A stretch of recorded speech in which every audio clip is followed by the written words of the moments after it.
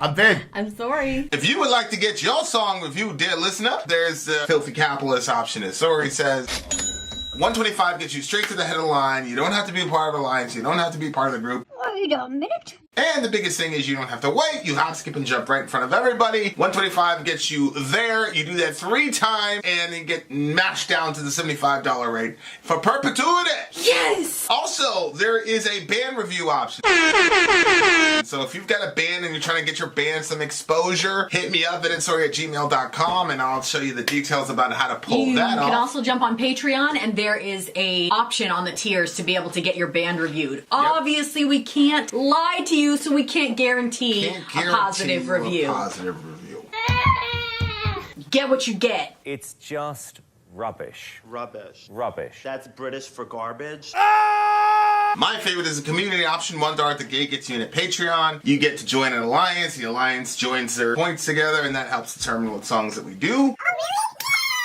The alliances hang out on Discord. Message me on Patreon to get the link. And they do all kinds of other cool things. They do Minecraft, Dungeons and Dragons. Yeah. It's really a community within the community. Anybody can go in the village, facebook.com/Vin and Sori. There's 160,000+ people on the channel. What's cool about the Discord is that it offers a real opportunity for community connection, friendship, that type of thing. And it's on Discord, so if you're not a Facebook person, it's for you. You start off at $1. Right. Plus you get exclusives. Sori and I are working on a song. So the first 15 seconds of that was on Patreon. Also, at $15 tier and above, when we actually debut the video, they're going to be there live with us. There you are, dear listener. Buy our merch. Buy our merch indeed. A child shall lead them. To buy our merch. You gotta put that light on higher. It look like we're in a cavern here. Maybe we are. Killing me. Okay. You probably want to turn that white. Or do whatever. Okay, guys, here we go. This is the Christmas, as we promised you yesterday. This is the Christmas special. Yeah. I think all the songs are with the big homie SUFJAN Stevens is the way that, I don't know. Is it SUFJAN? I think it would be SUFJAN, like Abu Sufyan, like the dude that came after Muhammad. It looks like Sufyan. Might have been Sufjan Stevens, O come Emmanuel. All right, this is A Melancholy Christmas, Sufjan Stevens Christmas stream. The holidays tend to be a gloomy time for me. Growing up, Christmas Eve was a huge event. My mother was one of 7 siblings, and on Christmas Eve, all the aunts, cousins, uncles, etc. would all travel back to gather at my grandma's house to visit, exchange gifts, and so on. And the whole thing was so warm and sweet. Lots of the cousins were born within a year or 2 of each other, too, so we all grew up together and we were good friends, and the big gatherings were always the highlight of each year. After both of my grandparents died at around 2004, Alzheimer's in both cases, the family sort of dispersed, and we haven't really had a gathering like that since, outside of weddings and funerals. That's too bad. Nowadays, when the holidays come around, I always feel the occasional twinge of longing for those long and magical evenings. As a Buddhist, I still recognize these as a suffering caused by attachment and a resistance to impermanence. Longing after those times and the fact that they are gone really only creates discontentment in the long run. But those feelings still come back every year, and it's so hard to let go. As they say, you can't ever go home again. The indie folk artist and one of my favorites, Sufjan Stevens, has released 10 different EPs of Christmas music recorded between 2001 and 2012. Altogether, he's put together 102 different Christmas songs, some traditional, some original, some instrumentals, and so forth. With an upbringing as difficult as he's alluded to in some of the past songs you've heard, Christmas was a difficult enough time that as an adult he dedicated so much time and effort to try and reconnect with the holiday spirit. This stream features 6 such selections. 2 traditional, 2 original, for us all to enjoy and settle into the high and lows of the heaviest time of the year. Wow. Thanks a bunch to Middle Earth for helping out to fund part of the stream, he said. Wow, okay. Well, let's get into it. This first song is O Come, Emmanuel, and he said this one is based on a 12th century Latin hymn. I'm actually not sure how this song relates to Christmas itself, but perhaps you two can enlighten me. He said. Either way, Sufjan's mellow interpretation recorded in 2001 is lovely. All right. All right, so here we go. First song in the Christmas Bonanza, Sufjan Stevens, O Come, Emmanuel. Let's do it. Do you hear anything? No. Oh, wait. No. Do you hear anything? I thought maybe it was just starting, but no. Okay, talk to the people. Well, we will get this Christmas story night started very soon. Some of the issue is that we've got copyright claims. So the videos that we saw, the videos that got sent to us were all official videos, and right. You guys know what happens. We get shut down when that happens. So we were trying to find a workaround. Yeah, it was official audio. So, if you didn't realize, you think, oh, well, official, that should be fine because it's audio and not the visuals, but they'll even catch that. I don't even understand how they can catch that, but they do. Yeah. So, you're trying to find some lyric videos right now? Yeah, well, we had one. Don't worry about it, Negative Vibes. It's all good. We had it. It's just here you go. Let's try this again. Okay, anyway, so the weather has gotten really copy. cold around here. There's now ice on the roads. That's exciting. Yep, Dorian's doing his getting his driver's hours in. He's gonna be like official next week or this weekend, maybe even. He's get official permit. Yeah, that's what I mean. Right, and then official then permit. he's gonna go to. So I don't know when he's gonna go take the test. But, I think he has to wait 6 months or something. But good times, yep, good times. He's gonna be driving around the town. That's crazy, right? Lock your windows, close your doors. Yep. Do you have it, or we? Well, we're gonna try it again. 1. Yeah, we're good. We got it. Okay. 3, 4. Okay. All right. Here we go. Song number 1 in the Sufjan Stevens Christmas O come, Bonanza. Emmanuel. O come, Emmanuel. Let's go. 1, 2, 3, 4.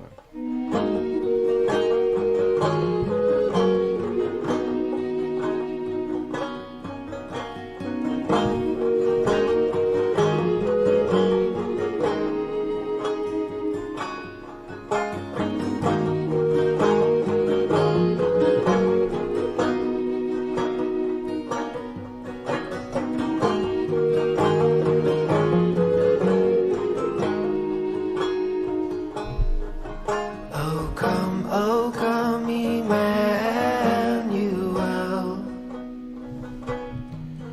and ransom captive Israel that mourns in lonely exile here until the Son of God appears. Rejoice, rejoice, rejoice. Rejoice, rejoice, rejoice. Oh, come thou day spring, come and cheer our spirits by thy advent here. Disperse the gloomy clouds of night, and death's dark shadows put to flight.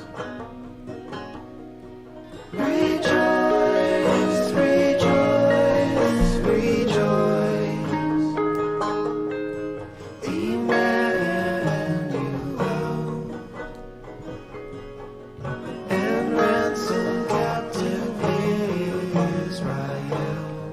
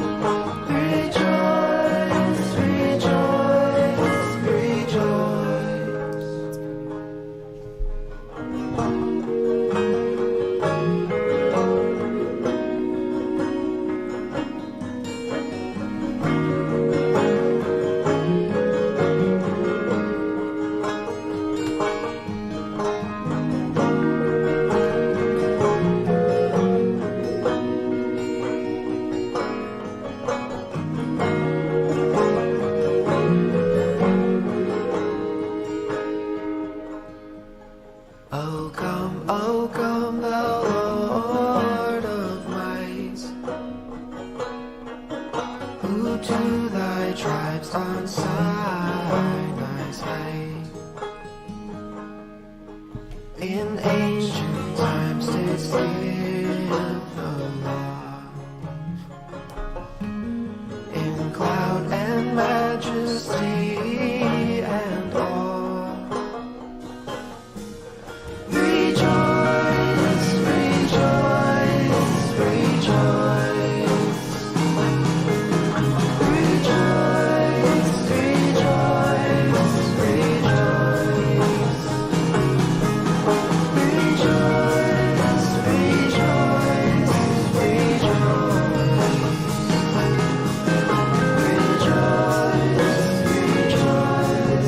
rejoice,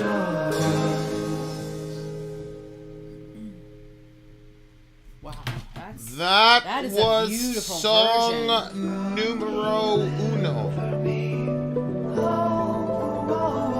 Yeah, wow. O come Emmanuel. is the name of Different that song. one. Yeah, this is actually one of my favorite Christmas songs of all time. This song.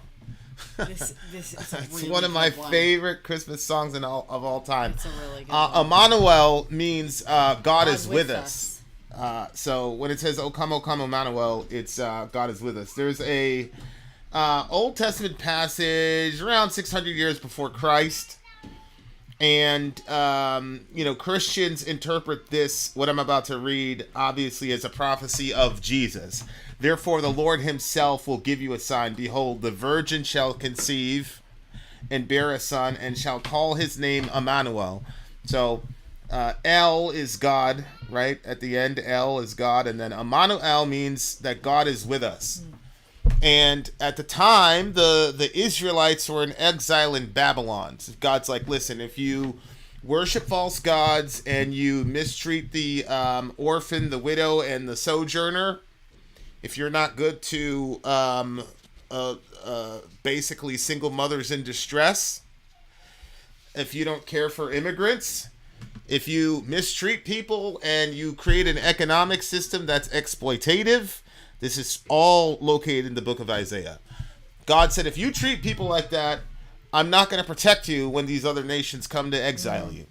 So by the time the book of Isaiah is written, all of those crimes had been committed in mass by the people. They mistreated the widow, they mistreated the orphan, they didn't care for the poor, they extorted people, they were charging insane levels of interest that people couldn't pay, thereby creating an entire slave class. And so at that point, God said, okay, I'm lifting the protections. And the Babylonians brought them into exile.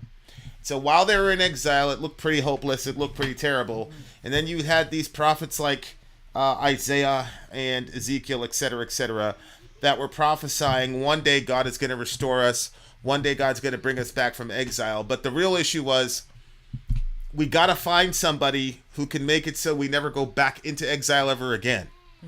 Because Israel had these cycles where, they'd be fine and then they'd screw up. They'd be fine, then they'd screw up. And then that was all during the period of the judges. So at the time, actually, it's pretty interesting. Israel was an anarchist state to a degree.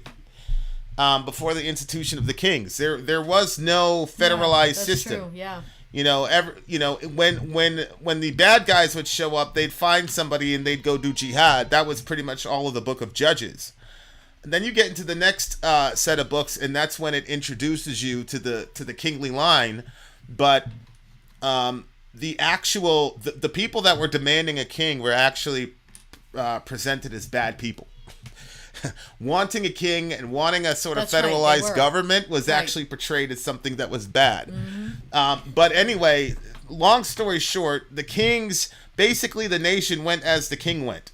So if the king was righteous, the nation was righteous for a little bit. But if the king was weak sauce, they all went that direction. They'd all go in and so there was this horrible cycle. So when you're talking about like the Messiah, the chosen one or whatever, it's not just that he's going to be the king. It's that he's going to be a king who lasts forever and he's always righteous so that the people never end up back into exile.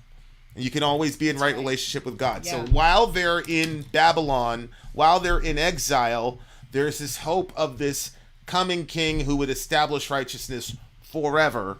And then the name of that person is Emmanuel, God with us, which would be extremely important to the people reading that passage, because remember, the locus of the presence of God in that economy was located at a specific address. It was like 123 Main Street. That's the temple, Right. and that's where God's presence was. Well, the Babylonians came, wrecked their temple, destroyed their temple, and then moved them to a completely different area. And so you want to know that is God still with you, because on a practical level, we can't worship God anymore in this temple where his presence was located, and now we're in this separate land. And God responds by saying, no, actually, I'm going to send somebody, and this person being in your midst is the equivalent of God being with you. And then, of course, that's where Christians get the idea that Jesus is actually God, because he is, right? That's our theology. But the second thing is that Jesus himself is the temple, because the temple is the meeting place between God and men. So that's the background for the Come, O come, Emmanuel. It's sort of this cry of the desire for not just the Jewish people, but all of us go through these little cycles of exiles ourselves. Like you talked about it, like where you had this one like golden age moment in your family, everything was great, and then what we call life, you know, or the Bible would call the curse, kind of takes over. It infiltrates into these beautiful moments, and you lose things, and it's like he was saying, like you can never go back home. Right. And it's fascinating because when you read about the Israelites going back to Babylon and trying to rebuild the temple, all the OGs that were there before, when they saw the new temple, cried because it was nothing close to what it was like before. Like that cycle, when they went back home, it just wasn't the same. Yeah. And so I see a lot. And so, like on a macro level, like that's specifically what the text is talking about. But on a micro level, all of us are constantly going through these cycles of, we have a little golden age and then it gets ruined, and you try to get back there, and it's never the same.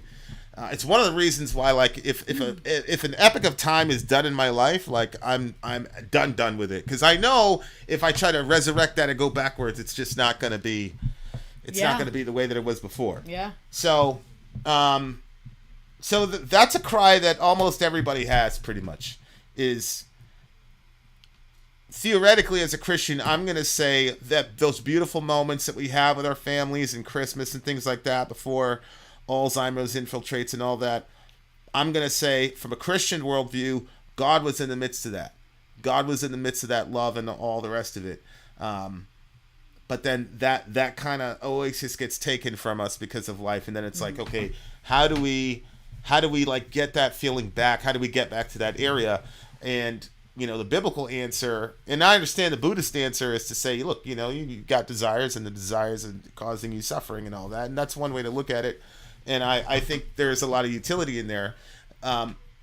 For me, I think the Christian answer is reorder your desires to where you desire God above all things, or you recognize that God is in the midst of that happiness, and happiness is a signposter to something. It's not the things. In other words, if I'm driving to Florida and we're trying to get to Disney World, you know, we're on the map thing and we're looking at the signs, and the sign says Disney World next right. Well, if you pull over and just camp out by the sign, you're not gonna be as happy. The sign is pointing you to something. So when we meet with family and all the rest of it, it's pointing to a greater source of happiness, actually.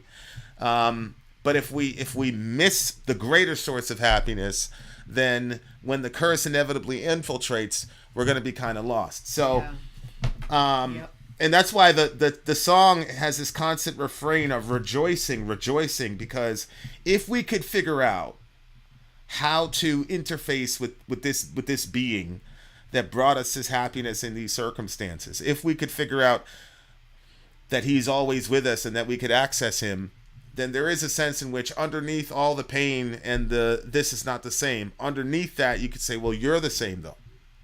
Yeah. See what I'm saying? And so that's kind of been the theme of my life with a lot of things. Obviously, you guys know I've had a lot of losses with stuff, and you know, some days are better than others, and some days are worse than others. But it's a cool thing to be able to think that, even theoretically, to believe, yeah, but God is with me. You know what I'm saying? Like, God is with me. Billy says, don't put your faith in any other source than yourself, my guy. I mean, I understand that. Yeah. But I disagree. That's for like mega strong people, and I'm not a mega strong person. I'm a very, very weak person. I need a crutch. I got a lot of broken things inside of me, so I need a crutch. And some of y'all are like massively strong people, and you have faith in yourself and all that, and you know, more power to you. I'm just not that guy. I'm just not a strong individual. I'm very fragile, actually. So I need Jesus. Mm-hmm. Me too. I've also let myself down a quadrillion times. So that's the other thing. Right. Vincent is not a credible helper of Vincent. Just say it that way. Let's just keep it kosher. What were your thoughts? Oh yeah. And you kind of talked about how they would get themselves in that cycle and then they would be away. And so then the second line in the song, after O come, Emmanuel, it says, and ransom captive Israel. Mm-hmm. So they have it right in there, what you were just talking about. It's so crazy. Yeah. But this song is, it has like a real deeply religious experience to it. Like if you know, like, you know what I'm saying? Like yeah. I think it's really fascinating, Negative, that you were saying like that you're not really sure what this even has to do with Christmas, because I can't see how it could relate to anything other. But it's just fascinating to see how, you know, everybody's experiences and the things that you have learned, you know, influence how you're going to look at something. And so yeah, the Christmas aspect is obviously that Jesus was born. Jesus is Emmanuel. This is a day that we're commemorating, supposedly, where Jesus was born. Actually, Michael Heiser says, and I believe him actually, that Jesus was actually born on September 11th, but that's a different discussion. But really? Yeah, but yeah, it's a Christmas song because we're saying that Jesus is the fulfillment of that promise, not only for Israel, but for the whole world. That you see. Ransom captive Israel, bring us back, that mourns in lowly exile here until the Son of God appears. So it's like a prayer, and then the next one seems, you know what I mean? Like it seems like there's, and then it almost seems like the answer is rejoice, rejoice, rejoice, because right. It is going to happen. Like that prayer is going to be answered, and they are not going to stay captives. God is going to rescue them, and he's going to rescue them through Emmanuel. So there's that rejoice. So it's almost like saying what the problem is, but then starting the rejoicing right away, because you have so much belief that God is going to come through and do what he says he's going to do. Mm-hmm. And so there's like the rejoice, rejoice, rejoice. But then it's also, I think it's like a rejoice as in look forward because it's going to happen. And then it's also a rejoice when it has happened. And it's a rejoice for us now because we look back because it did happen. Like that Jesus, Emmanuel, did come. Yeah, verse 2. O come thou dayspring, come and cheer our spirits by thine advent here. Disperse the gloomy clouds of night and death's dark shadows put to flight. That's one of the things I think is fascinating as far as the difference between, one of the major fundamental differences I see between Christianity and Buddhism is that it's completely rational. Your suffering, a lot of it is located in your desire. So the more you can divest yourself of attachment to things or attachment to desire or whatever, the less suffering you will experience. And I think that that's true logically. Christianity's answer to that is to say suffering is here not because of your attachment, because of your sin. So you should be attached to your family. You should be attached to your significant other. Yeah. You should be attached to your favorite food. Those are all things, but those things are signposts. They're not Disney World. They're not the destination. So from a biblical view, the suffering doesn't come from attachment. The suffering comes from parking out at the attachment instead of ultimately using those things to point you back to the ultimate. And so you're encouraged to feel everything as a Christian. And it's not this sort of nihilistic suffering is inevitable, but it's more so suffering in this world is temporary and is working for you an eternal weight of glory, which will not be able to be compared with the suffering that you're enduring in this little time. Right. So it's very fascinating. But you know, obviously, my attachment to Jesus is a massively emotional one that's chock full of desires and things like that. And you kind of see all this stuff happen on 10. You know, when Jesus shows up, he's massively passionate, but he also gets terrifyingly angry to the point where there's like armed guards and he's flipping over the temple and nobody wants any smoke with him. Yeah. So it's interesting, but and then the constant refrain to rejoice is to feel all the emotions. Like, we've got gloomy clouds of night, like disperse them. Like, you know, so I just think it's great. I love this third verse. I've actually never it wasn't seen this third verse before, but it's unbelievable. Thou Lord of Mights, which is interesting because Mighty Ones is sort of the term for, it's usually translated as Elohim. So the term Elohim or God is applied to more beings than just God is God. It's applied to angels. It's applied to powerful spirits that have jurisdiction over the earth. So what it's saying here is thou Lord of mights. It's a way of saying that Jesus is the God of gods, which is very fascinating. Who to thy tribes at Sinai's height in ancient times did give the law and cloud and majesty and awe. Say again? Weren't people also called Elohim sometimes? Yeah, people were called Elohim. Moses is called Elohim to Pharaoh. Yeah. Samuel is called Elohim by the witch of Endor. Yeah. Right. Did you already say that and I missed that? Yeah. Oh, okay. But if you look at the last verse, who to thy tribes on Sinai's height in ancient times did give the law and cloud and majesty and awe. Yeah. What they're saying is that Jesus is the God that was there on Mount Sinai, which again is pretty insane claim to duty. I love this song. I love it very much. It's my favorite Christmas song. He did it very, very well. It's a 9.5 for me. Ooh, good. A 9.5. This was a 10 for me. I I love the song itself, and then what he did with it, I thought he did very well. And and I'm excited because Vinny gave it a 9.5, and we usually disagree on which Christmas songs to listen to. So maybe this one will get added to our own. We'll start our own Christmas list with songs we both enjoy. Maybe this one can be on it. Yeah, yeah. Why do you keep saying you need Christ? That's only Greek meaning anointed one. Moses is the Christ, Jeremiah is the Christ, so I just say Yeshua. Yeah, but the issue is that Jesus is Ha-Mashiach, meaning the anointed one. There are a lot of little kings, but Jesus is the King of Kings and Lord of Lords. There are a lot of beings called sons of God. I'm called the Son of God. Satan is called the Son of God, but Jesus is the Son of God. So there's something singular about Jesus that's not true for any other being. So that's how to answer that question. Okay. All right, guys, we are coming back with more Christmas extravaganza. We shall be here. We shall see you on the other side of the break, dear listener. Then out. Sori out. Go. Commercial break. I'm Vin. I'm Sori. If you would like to get your song reviewed, dear listener, there's the filthy capitalist option. As Sori says, $125 gets you straight to the head of the line. You don't have to be a part of the alliance. You don't have to be part of the group. Wait a minute. And the biggest thing is you don't have to wait. You hop, skip, and jump right in front of everybody. $125 gets you there. You do that 3 times, and then get mashed down to the $75 rate for perpetuity. Yes! Also, there is a band review option. So if you've got a band and you're trying to get your band some exposure, hit me up at insori@gmail.com, and I'll show you the details about how to pull that off. You can also jump on Patreon, and there is a option on the tiers to be able to get your band reviewed. Yep. Obviously, we can't lie to you, so we can't guarantee a positive review. Get what you get. It's just rubbish. Rubbish. That's British for garbage. My favorite is a community option. $1 at the gate gets you in a Patreon. You get to join an alliance. The alliance joins their points together, and that helps determine what songs that we do. The alliances hang out on Discord. Message me on Patreon to get the link. And they do all kinds of other cool things. They do Minecraft, Dungeons and Dragons. Yeah.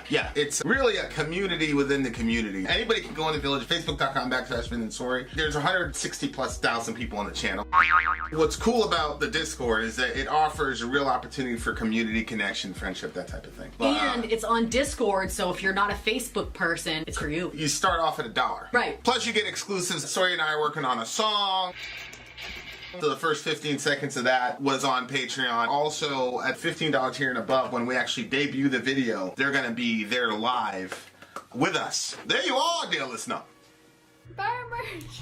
Buy our merch indeed. A child shall lead them. To buy our merch. Yes, dear listener. Yes, dear listener. Yes, dear listener. We are in the Christmas Spectacular. Yes. Negative Vibes is big putting on homie. our Christmas stream tonight. One of the more positive members of the village. Negative Vibes, for sure, for sure. Shout out to the homie. We are, as advertised, doing a Cat Stevens, a Sufjan Stevens Christmas extravaganza. We just did O Come, O Come Emmanuel, and now we are doing Coventry Carol. Yep. I have never heard of Coventry Carol, so this should be interesting. This is a brand new to me. Have you heard of this? No. Okay, I've never heard of it. He said this is a fairly straightforward take on the original 16th century English carol, except that it features a musical solo played on a saw. A saw! A saw. I think I like the minor key carols the most, he says. That's a very metal Christmas, subhanAllah. Yeah. Playing on a saw. Yeah.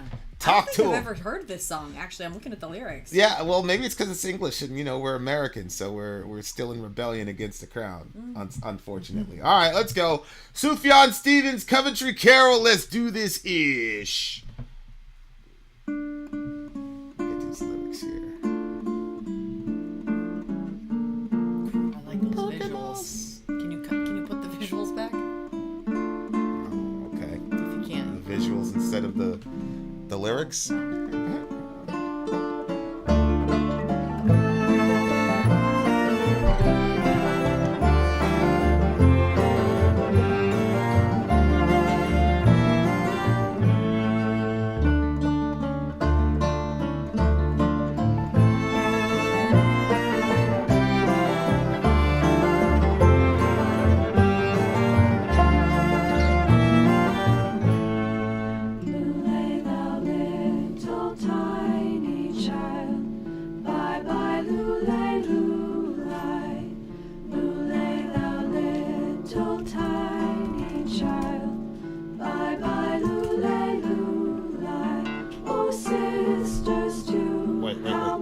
I just want to. Is this the right version? My brother. Negative. I'm hearing this. Okay, this is the right one. Okay, I'm gonna start over. I just wanted to make sure. Okay, we'll start over. Ready, go.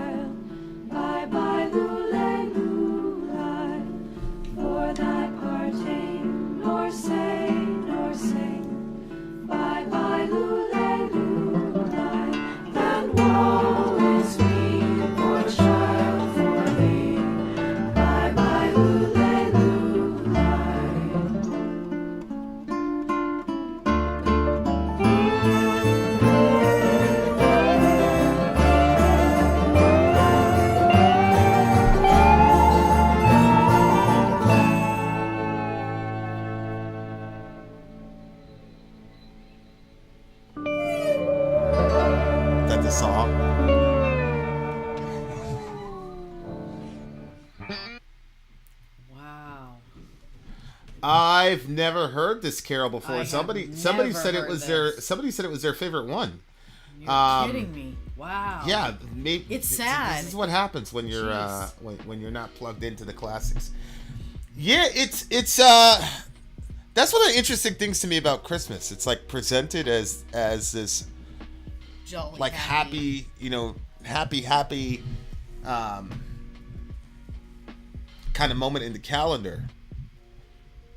And I so much reflection that goes on. yeah, I mean, I just remember as a kid, we've talked about this, like having like little tinges of sadness in Christmas. Oh yeah. Like when it was over. Yeah. You know what I'm saying? Yeah. Like, I'm still like that. I literally don't want the tree to come down and the lights to come off it. yeah. I like seeing it when I go down there. You know what I think too? Like a song like this, hearing this on Christmas when you're sitting in front of the tree and enjoying the lights, or in front of the fire, or with family around, like I feel like that the sadness kind of gets like evened out a little bit if you have some of those positives there. But wow, that's a you know what it reminded me of? Remember that song about Hush Jael? Hush Shael, yeah. Yeah, Yeah. kind of reminded me of that one. Yeah. But yeah, I've never heard it before. Yeah, it's a real grungy.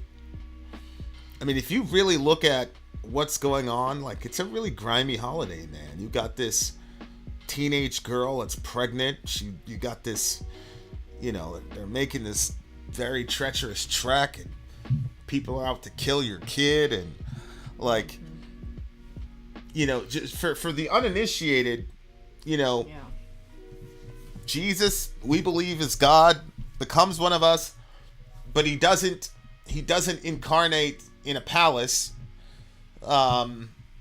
which is what a lot of people were expecting to do. He shows up, they choose the poorest of the poor, and so like there's just a lot of real. There was this one And his means of entry too, because God could just plop a baby down Right. on the ground, but like to have it be birthed and everything. Well, like, yeah, the early Gnostics said that Jesus basically phased out of the Blessed yeah, Mother's, because they didn't want to. Yeah, I think, yeah. Yeah, man. Like it's a really actually a very grimy scene actually, and if you've ever been to a childbirth, God, like it's just, it's weird. Like there doesn't seem to be that kind of like weight in the Christmas celebration. There was this one movie, and it just focused completely on Mary and Joseph and the trek that they took. I forgot the name of the movie. It came out like 10 years ago, but it just focused on Mary and Joseph that one. and the trek, and it really just showed you like, yo, man, like that was a real. And then when you look at Mary, like Mary was a gangster, man. Like that to do that, 9 months pregnant. Basically be in a pig trough, have your kid out there, like that's just like really grimy street metal type shit. You know what I'm saying? Like, so yeah, absolutely. It's weird though that and I don't know if it's because of the, I've only experienced Christmas in America. We didn't really have a big Christmas thing in Jamaica. Oh, really? Yeah. Interesting. We had like a dinner or something like that, but we never really had like a Christmas thing with the presents in the tree. Like we didn't do that in Jamaica. It wasn't like a religious thing either. It wasn't like we're purposely not doing. It was just not the custom at the time. So when I first came to America, we had no expectation of Christmas present and any of that shit. We had no idea. I didn't know what that was. We just woke up one day and there was all this shit under the tree.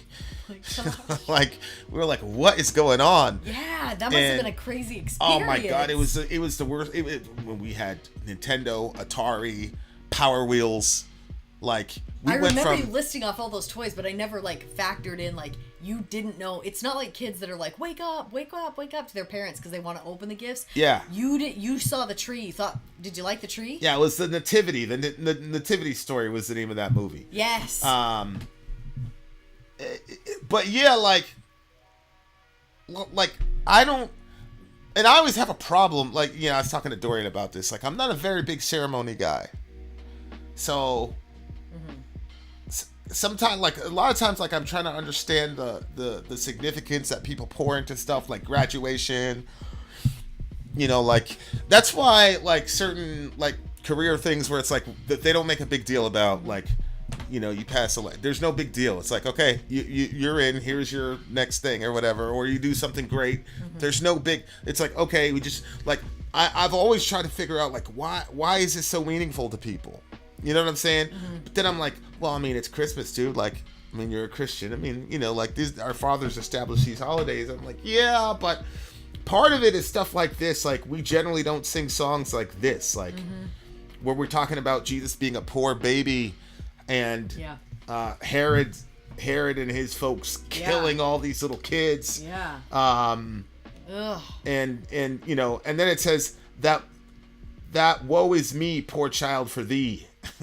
Like, that's like real, like grimy, like, yeah, man, that's how it was. Like, there was a lot of hope in this kid. There was a lot of excitement about what he was going to do, but there was also a lot of real difficulty and real danger and real, like, human evil. And principally speaking, anytime you introduce a principle of good in the context of an evil principle, people are going to die, because evil always wants to maintain power and control and tyranny over other people, and in order to maintain that, you always end up killing people. That's just, especially when you get to the political level. And so it's fascinating because in the previous song we talked about how initially Israel was essentially an anarchist state, and asking for a king is being, or a federalized government was perceived as being bad. Then you fast forward to Jesus, and what do you have? You have the king, which was really set up by the Romans, to be honest with you. But because you had a federalized king system, you have this king, and now he's actually fighting against the guy that's supposed to save you. Like, so there's a lot of things like political theory. There's a lot of shit that goes into this story that doesn't get talked about. You know, it's just, it's just, oh, he was born in a manger, isn't that cute? And here's a donkey, and oh, the donkey bowed down, like the Catholic lady would tell. Oh, the donkey was bowing to Jesus in the thingamajiggy. Like, it was a really cute picture.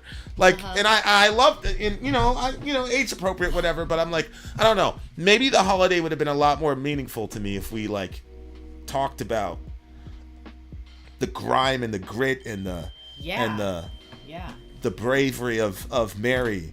And I agree. And the fact that, like, and even Mary in her Magnificat, where she accepts that she's going to be the mother of the Messiah, she's like, yes, this is a time when God is going to destroy our enemies and exalt the humble, and crush the people in high places. Like, she was extremely political. Like, she was massively political. It wasn't like, oh, Merry Christmas to me. Like, she was like, this is going to have some serious political ramifications here. So, and so did Herod. Herod thought so too. And now you've got Christmas is completely divorced from what's happening.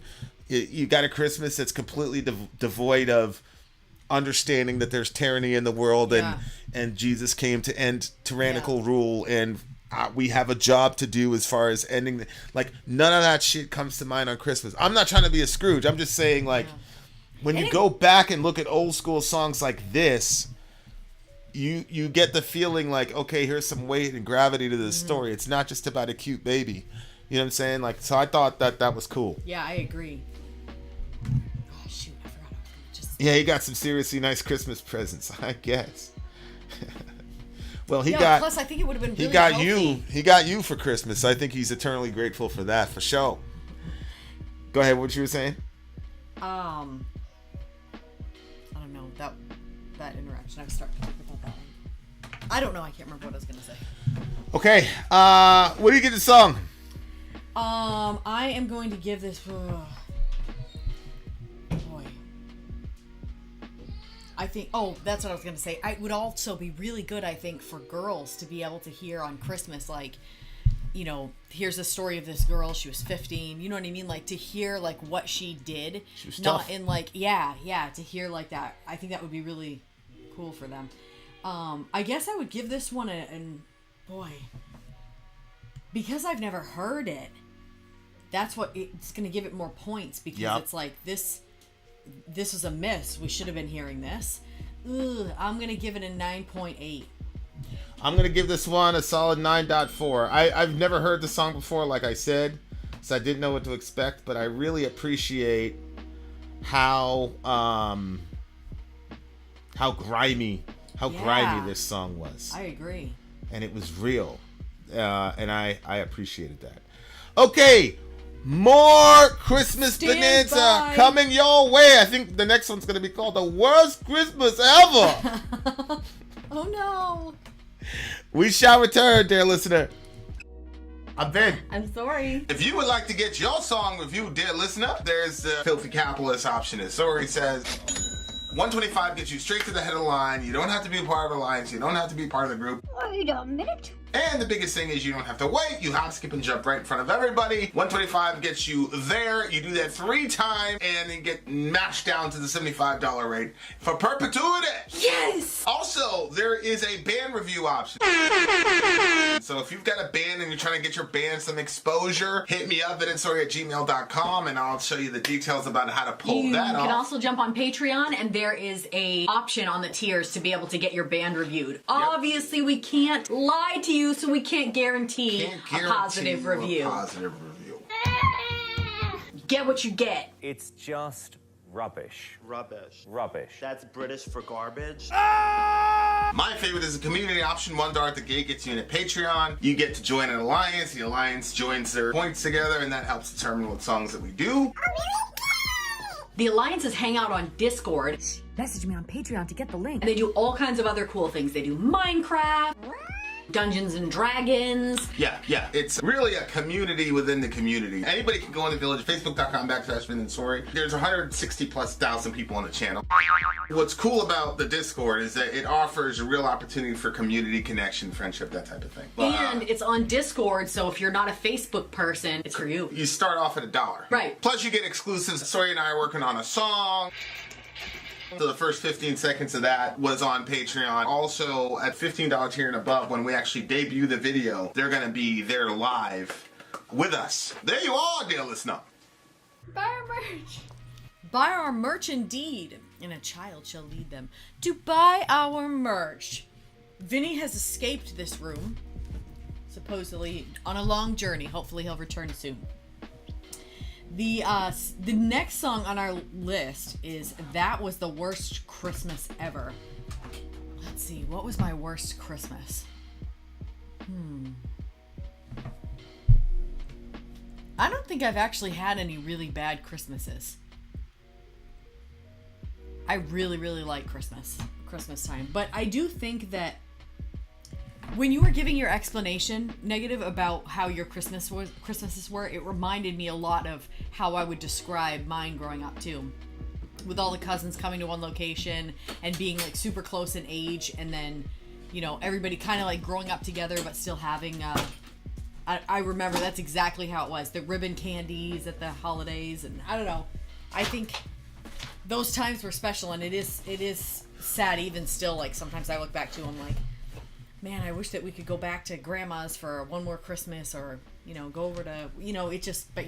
Hey, Davy J. Glad to see you doing good, buddy.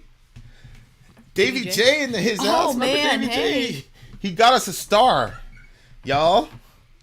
Remember? He got us a star. He like literally bought us a star. Oh, he's the one. Yeah. Oh, yeah. Yeah. I was actually just looking at that paperwork like 2 days ago. Yeah. Shout out to the homie. You can't beat that one. All right, guys, here we go. SUFJAN Stevens. Okay, wait a minute. Go ahead. This one is an original song recorded in 2003 based on a story from SUFJAN's childhood. Oh, wow, okay. Okay. Let me know. Just type 22, Neg, if the lyrics are, if the song is the right copy, because remember we didn't have the we didn't use the official official. So once you hear it, type 22 if it's the right copy. If it's not, we'll keep looking. Here we go. SUFJAN Stevens, Worst Christmas Ever. Let's go.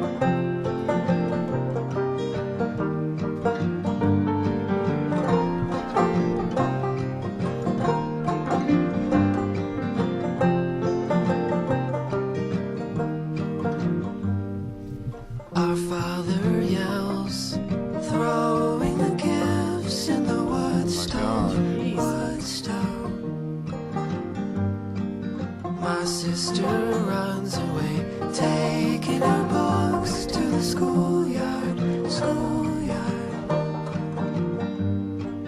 In time the snow will rise, in time the snow will rise. In time the Lord will rise, in time the Lord will rise.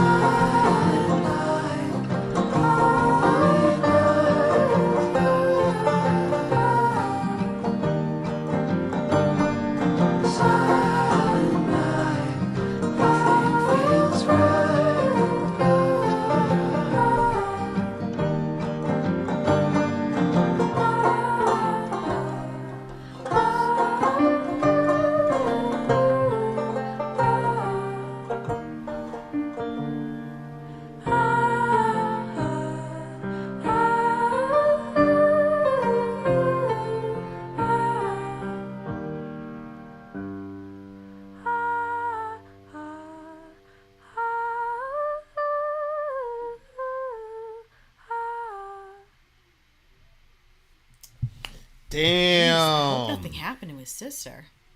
Huh? I hope nothing happened to his sister. Well, I mean, the dad yelled and threw their gifts into the wood I know, stove. but then it says that she ran away to the schoolyard with her books, and it says, in time the snow will rise, in time the snow will rise, and then in time the Lord will rise. Like, she didn't stay in the schoolyard and freeze, did she? No. He just is talking. You think he's saying No. the snow's going to rise as in time's going to pass? Yeah, it's just, yeah. But, damn. Yeah, it's funny.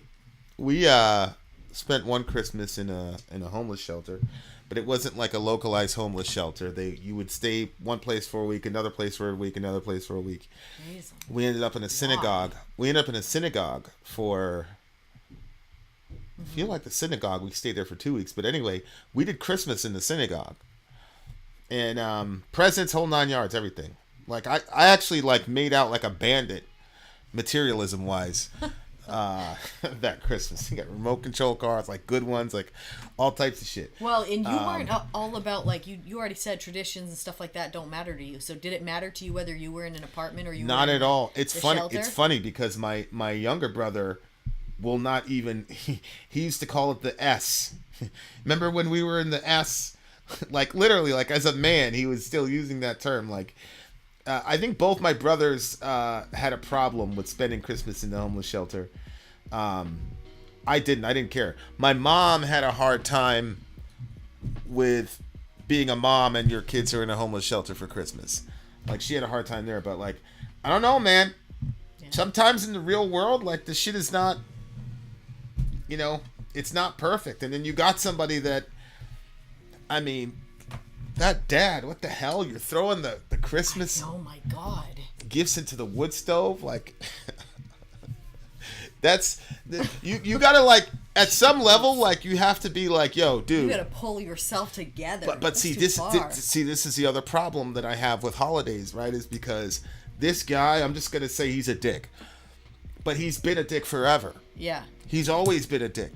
So so Christmas Christmas is not gonna change his dickery. Mm-hmm. The problem is that now you've poured so much meaning into exactly this. Now there's more meaning poured into this aspect of his dickery, whereas he's always been like this. Oh my God, yeah.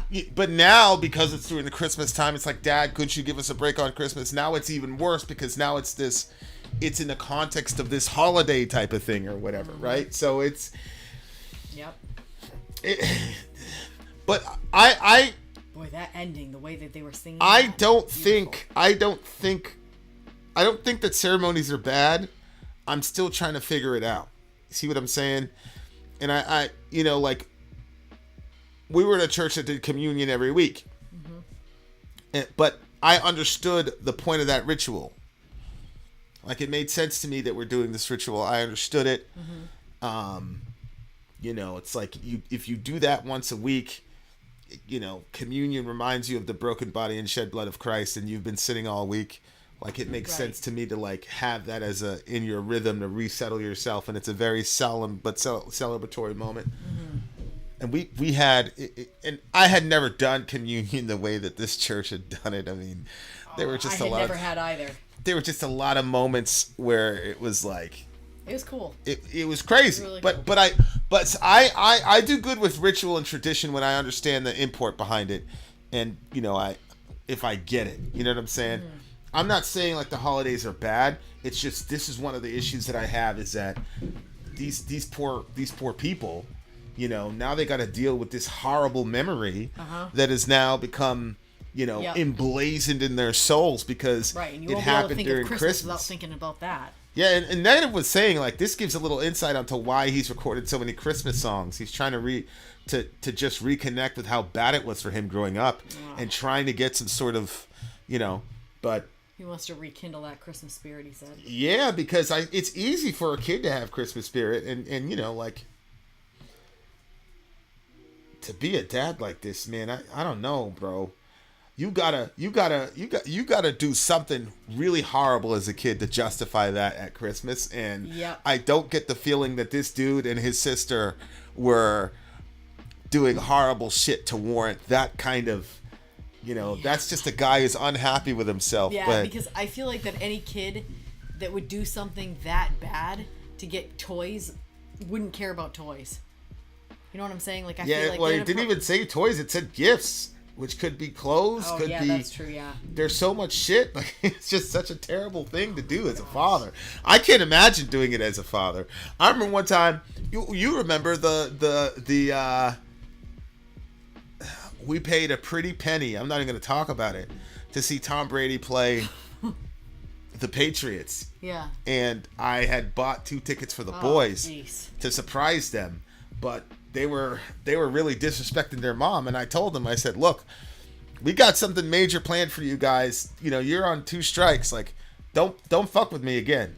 And like, they were pushing the line, and they pushed the line on multiple. She didn't tell me they were on like strike 5 when she finally told me. So I brought the kids in the room, and I said, okay, I was gonna bring you to the game, but I cannot bring you to the game because you're disrespecting your mom, and you know, I can't justify giving you this insane, crazy, once in a lifetime moment when you've been dishonoring your mom the whole time. So you guys can't go, dude. I cry. I don't know. I was crying for like an hour. It was bad. Yeah. The boy. I don't even think the boys cried. No, they were bummed out. Well, they were basically like, when they talk about it now, it seems like they were basically like, they knew that they had pushed it way too far. But yeah, jeez, you had a real hard time. I was like, oh my word. Yeah. Because I knew that I don't think that I have the strength as a parent to be able to make a decision like that. That's extremely difficult, and it was like a once in a lifetime opportunity. Basically, it just too much. Yeah. But yeah, it was. So if that would have fell around Christmas, I still would have done it. Yeah. But I think kids know when you're just doing something because you're lashing out versus you're doing something because, you know, it's really, really important. And you know, the boys knew that about me, and I had sat them down and we talked for hours about it. I'm like, listen, I'm not going to let you guys disrespect your mom. Like, it's very, very important to me. Like, we talk about a lot about, you know, what kind of men they're going to be when they get married and how to treat their wives and things like that. And I've had a lot of, you know, our family history cyclically has not done well with taking care of women. You know, the wives. You know, I saw it happen to my mom. I saw it happen to my extended family. And you always say, like, oh, that's never going to happen with me. But unless you're proactively working to break that cycle, you're going to repeat it. Mm-hmm. And so I've made it a priority for the boys. And so, you know, but so I think if when my boys look back at that memory, I don't think they're gonna be like, oh, Dad, you know, did X, Y, and Z, because they know it's rooted in love. But this dude, This dude Yeah. right here, our father yells, throwing the gifts in the wood stove. Just terrible. And just so ironic as a father to do that, considering what Christmas is about. Yeah. God so loved the world. Yeah. Specifically speaking in Christian theology, God the Father so loved the world that he gave the His best son. gift possible, his Yeah. son, to sinners. It's like, And he knew what was going to happen. like, couldn't you make an exception for your kids on Christmas? Like, there's a lot of times when we do that where we're like, nah, let's make it. You know what I'm saying? Like, Oh, yeah. unless it's something that there's about 2 or 3 issues that are, you know, like, we're not going to abuse women. We're not going to verbally disrespect women here. We fight for women here. Like, literally, we will fight for women here. Right. We will kill for women here. We don't disrespect or dishonor women, especially women that we belong to. So, but aside from that, as a parent, you make those negotiations all the time. You bend the yes, you do. You bend the rules when it's You do. holiday. Yep. You bend the rule. You know what I'm saying? Like Yep. you don't go to the letter of the law on your kid. But this guy, I mean, damn. You know, that's one of the reasons, honestly. Like I honor the Christmas tradition stuff. Sori and Dorian are like crazy about tradition and all that, and I'm horrible at it. So like every year for the last couple of years, we've gone down and gotten an actual real tree, cut it down, all types of shit. I'm not into that. Like, let's go to Walmart and buy a plastic tree, and then we won't have to keep shopping for trees every year. But it's become a little family tradition, things of that nature, and I definitely like see the value in. I see the value in that. Like a lot of times as a parent, you got to like take yourself out of the equation. This guy couldn't do it. It's like God Almighty. Yeah.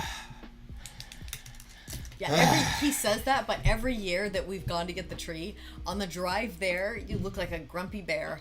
And then when we're doing it, you get involved with the kids. And then by the end of it, it feels like to me you're running the whole thing. You guys are going, everybody's excited. Yeah, everybody's gonna and turn that on the Christmas music. So you always seem to actually enjoy it once you're there and we're bringing the tree home and everything. I agree with that. And you know, and everybody knows it. So it's like, okay, Dad's gonna be quiet on the drive up, but on the drive down, it's gonna be fun. You know what I'm saying? Yeah. Like, so yeah, I this is a very unique Christmas song because it's sad, but I mean, it's also real. Maybe not everybody's specific situation, but you know, I'm sure my brothers can relate to that when they think about the Christmas we spent in the synagogue. I'm the only one that you know, I look back at that and I don't, you know, I thought my mom did a great job.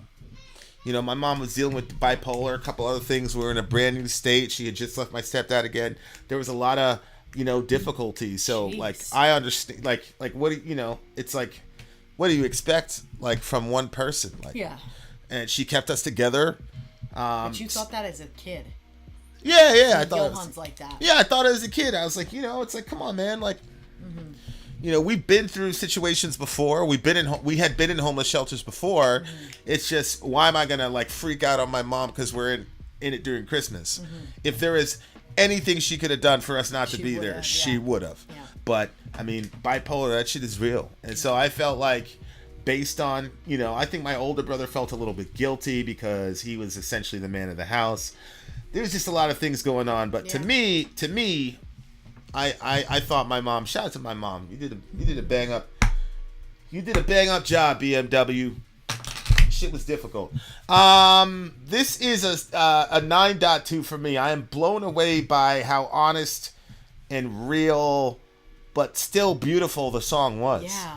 Yep. Especially that ending part. It had that sort of chilly sound to it, but it was really. Yeah, this is a 9.1 for me.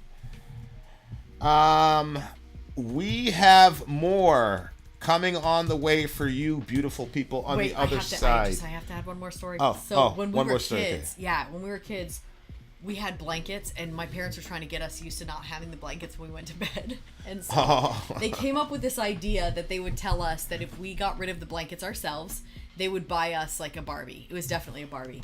I was like, yo, that's a good bribery. trade. Yeah, I was like, that's a good trade. I really wanted that Barbie. And my sister was like, yeah, okay, let's do it.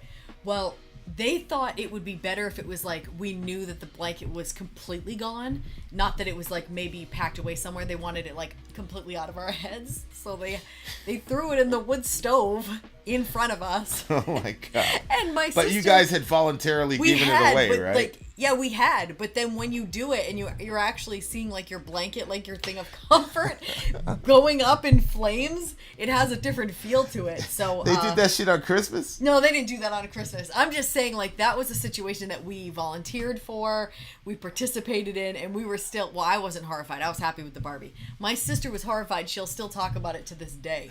So this guy, I mean, the terror! is really The horror! angry. He's really angry. He's really trying to ruin your day. Like, that would be a really bad memory, man.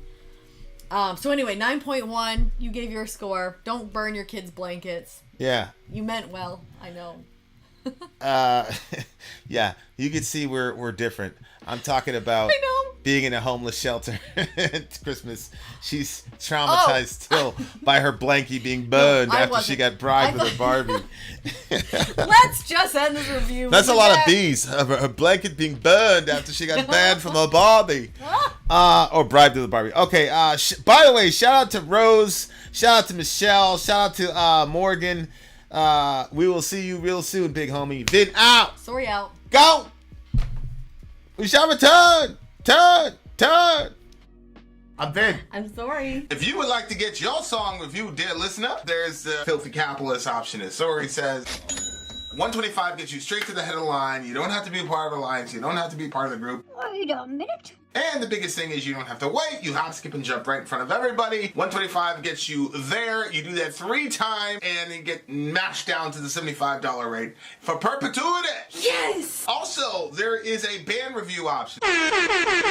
So if you've got a band and you're trying to get your band some exposure, hit me up at itsori@gmail.com, and I'll show you the details about how to pull You that off. can also jump on Patreon, and there is a option on the tiers to be able to get your band reviewed. Obviously, we can't lie to you, so we can't guarantee a positive review.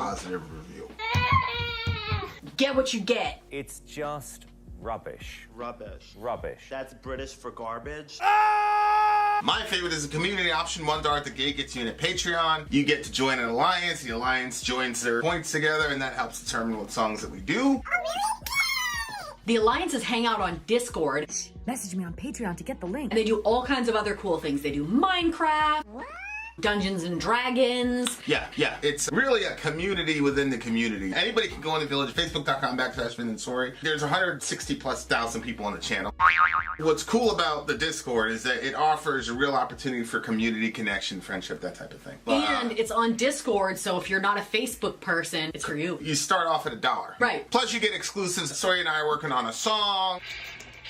So the first 15 seconds of that was on Patreon. Also, at $15 tier and above, when we actually debut the video, they're going to be there live with us. There you are, dear listener.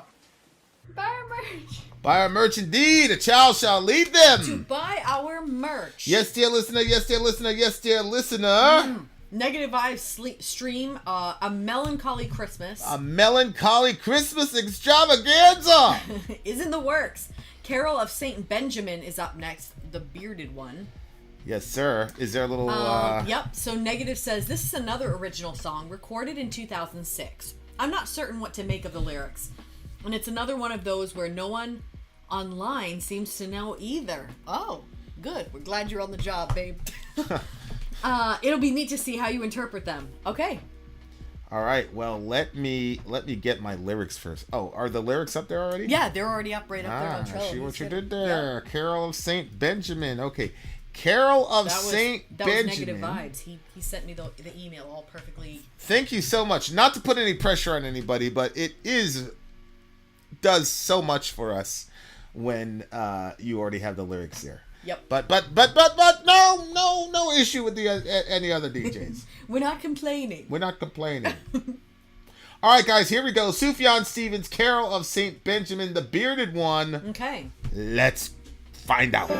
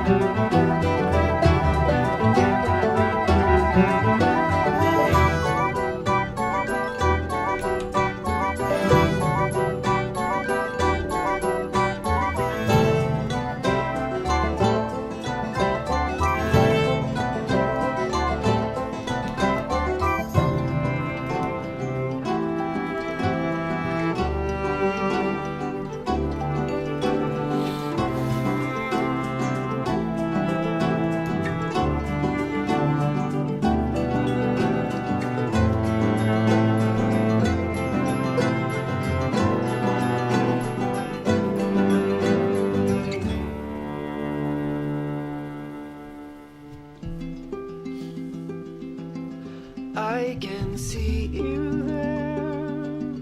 Oh, in the snowbank with the snowman at your side. And in my heart and in my spirit, I can see the things you want in life you have to really need. This is a matter of life. Only parents cry. Oh, when they want to show the world they're still alive. And in my heart and in my spirit, I believe the draft beneath the doorframe comes to challenge me. This is a matter of life. Oh, be kind to me. Oh, Benjamin who keeps his hands inside his sleeves. And in my heart and in my spirit, I can read the way he brushed his beard against the cedar tree, keeping his eyes upon me. I can see you there. Oh, in the snowbank with the snowman at your side. And in my heart and in my spirit, I can see the things you want in life you have to really need. Okay. That was extremely beautiful. Yeah, every time he went ridiculously high- beautiful harmonies. Yeah. There's something very sweet about this dude's voice. Yeah, I agree. And there's something almost like childlike about this Mm-hmm. dude. It's really weird. Like, I mean, obviously he's a grown ass man. I don't know when he wrote this song, but there's something about this kid, this guy that's childlike the way Yeah. that he is. And I don't. that's a positive thing in our worldview. Yeah, I don't know. Like, again, kind of interesting. Brings up his parents again. And this was part of a Christmas record, but there, it seems that he had a not so good relationship with his dad. But I mean, we saw that in the previous song. But it's just interesting. Okay, so what hit you about that song? Lyrically, I didn't really have an understanding of what was going on, but vocally, those notes that he hit and with the women's voices in the background, that was so beautiful. It was almost entrancing. I really, really enjoyed that. And the way when his voice would take the high note and they were in the background, those were my definite favorite spots.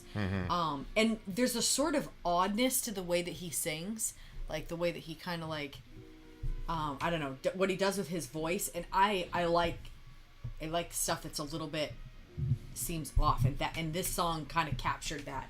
And it made me think, I'm like, man, negative vibes. If we're ever around you and you have a Christmas party, you better invite us. You got some good music. It looks a little sad on some of them, but Yeah. So that song we did was Kashmir Pulaski Day, okay. and it looked to be about like reconciling his religion with his sexuality, because I think he's talking about, I don't know if it's talking about, I remember at Michael's house in the living room when you kissed my neck and I almost touched your blouse. So remember there was like some back and forth that happened, and then like his mom, there was something about religion and his mom and all the rest of it, or his dad or whoever it was. That was a girl. Okay, that one was about the girl who died of cancer while he was growing up. Okay, I see. Okay, all right. So Carol of Saint Benjamin, I see you there. Oh, in the snowbank, with a snowman at your side. In my heart, in my spirit, I concede that the things you want in life, you have to really need. This is a matter of life. What did you think that was? That to me seemed to be the crux of the song. That lyric right there. I don't know, because all I picture was, somebody that just made a snowman sitting beside the snowman and someone's looking out at them. But when he said, in my heart and in my spirit, I concede, I thought it was like, if you don't need things and you get a bunch of things that you don't need, like it changes you to be a certain type of person. If you have genuine needs and those needs get met, it can make you a grateful person. But if you're in the other situation, it doesn't really work. So I thought it was like maybe that he's saying it's a matter of life. The way that you can live the best is if you're not. I don't really know. What did you get from it? It looks like when he says the things you want in life you have to really need. You know how sometimes people are like, yeah, you want it, but you don't want it bad enough? Yeah. So like if you want something, it's like optional. Whereas if you need something, it's not optional. No. Yeah. And if a person needs something, they're more likely to get it because they're operating with a more desperate sort of, you know, it's like coming out of the sauna. Like you're gonna get water. You know what I'm saying? Like, or if you can't get to water, you're gonna get something. I don't need, like, I'm not gonna die like in that moment. Right. Like I know for a fact I'm not gonna die in that moment. You know what I'm saying? But you get to the point where you want something so bad that the difference between need and want becomes blurred. Yeah. So I think that I think that's true. that is a point of the song. And then it says, this is a matter of life. So it's like, okay, if you have that as your philosophy, then you're going to get the things that you want, but you can't keep wanting a whole bunch of stuff because you cannot apply that intensity to everything in life. Yeah. So then the next line, only parents cry when they want to show the world that they're still alive. Yeah. So that is fascinating. Is he saying that basically like all the adults, the parents, they've all deadened themselves, they're all dead inside, and so they'll like let something get in? Yeah, that display of emotion is just so they can trick people into thinking that they're still not alive. Trick people, show people that they're still kicking in there. Whereas kids cry, but the cry is genuine. There's no like ulterior motive. There's no like goal. It's just when a kid cries, it's because it's funny because if you stack the two verses on top of each other, a little kid cries especially when they don't get what they want, because little kids can't tell the difference between a want and a need. Right. So little kids, when they cry, a lot of the times they're crying because they didn't get something that they want. But when parents when parents are crying, they're crying because they want to show the world that they still have, you know, that the world hasn't completely deadened them, that they still have a soul kicking around in there.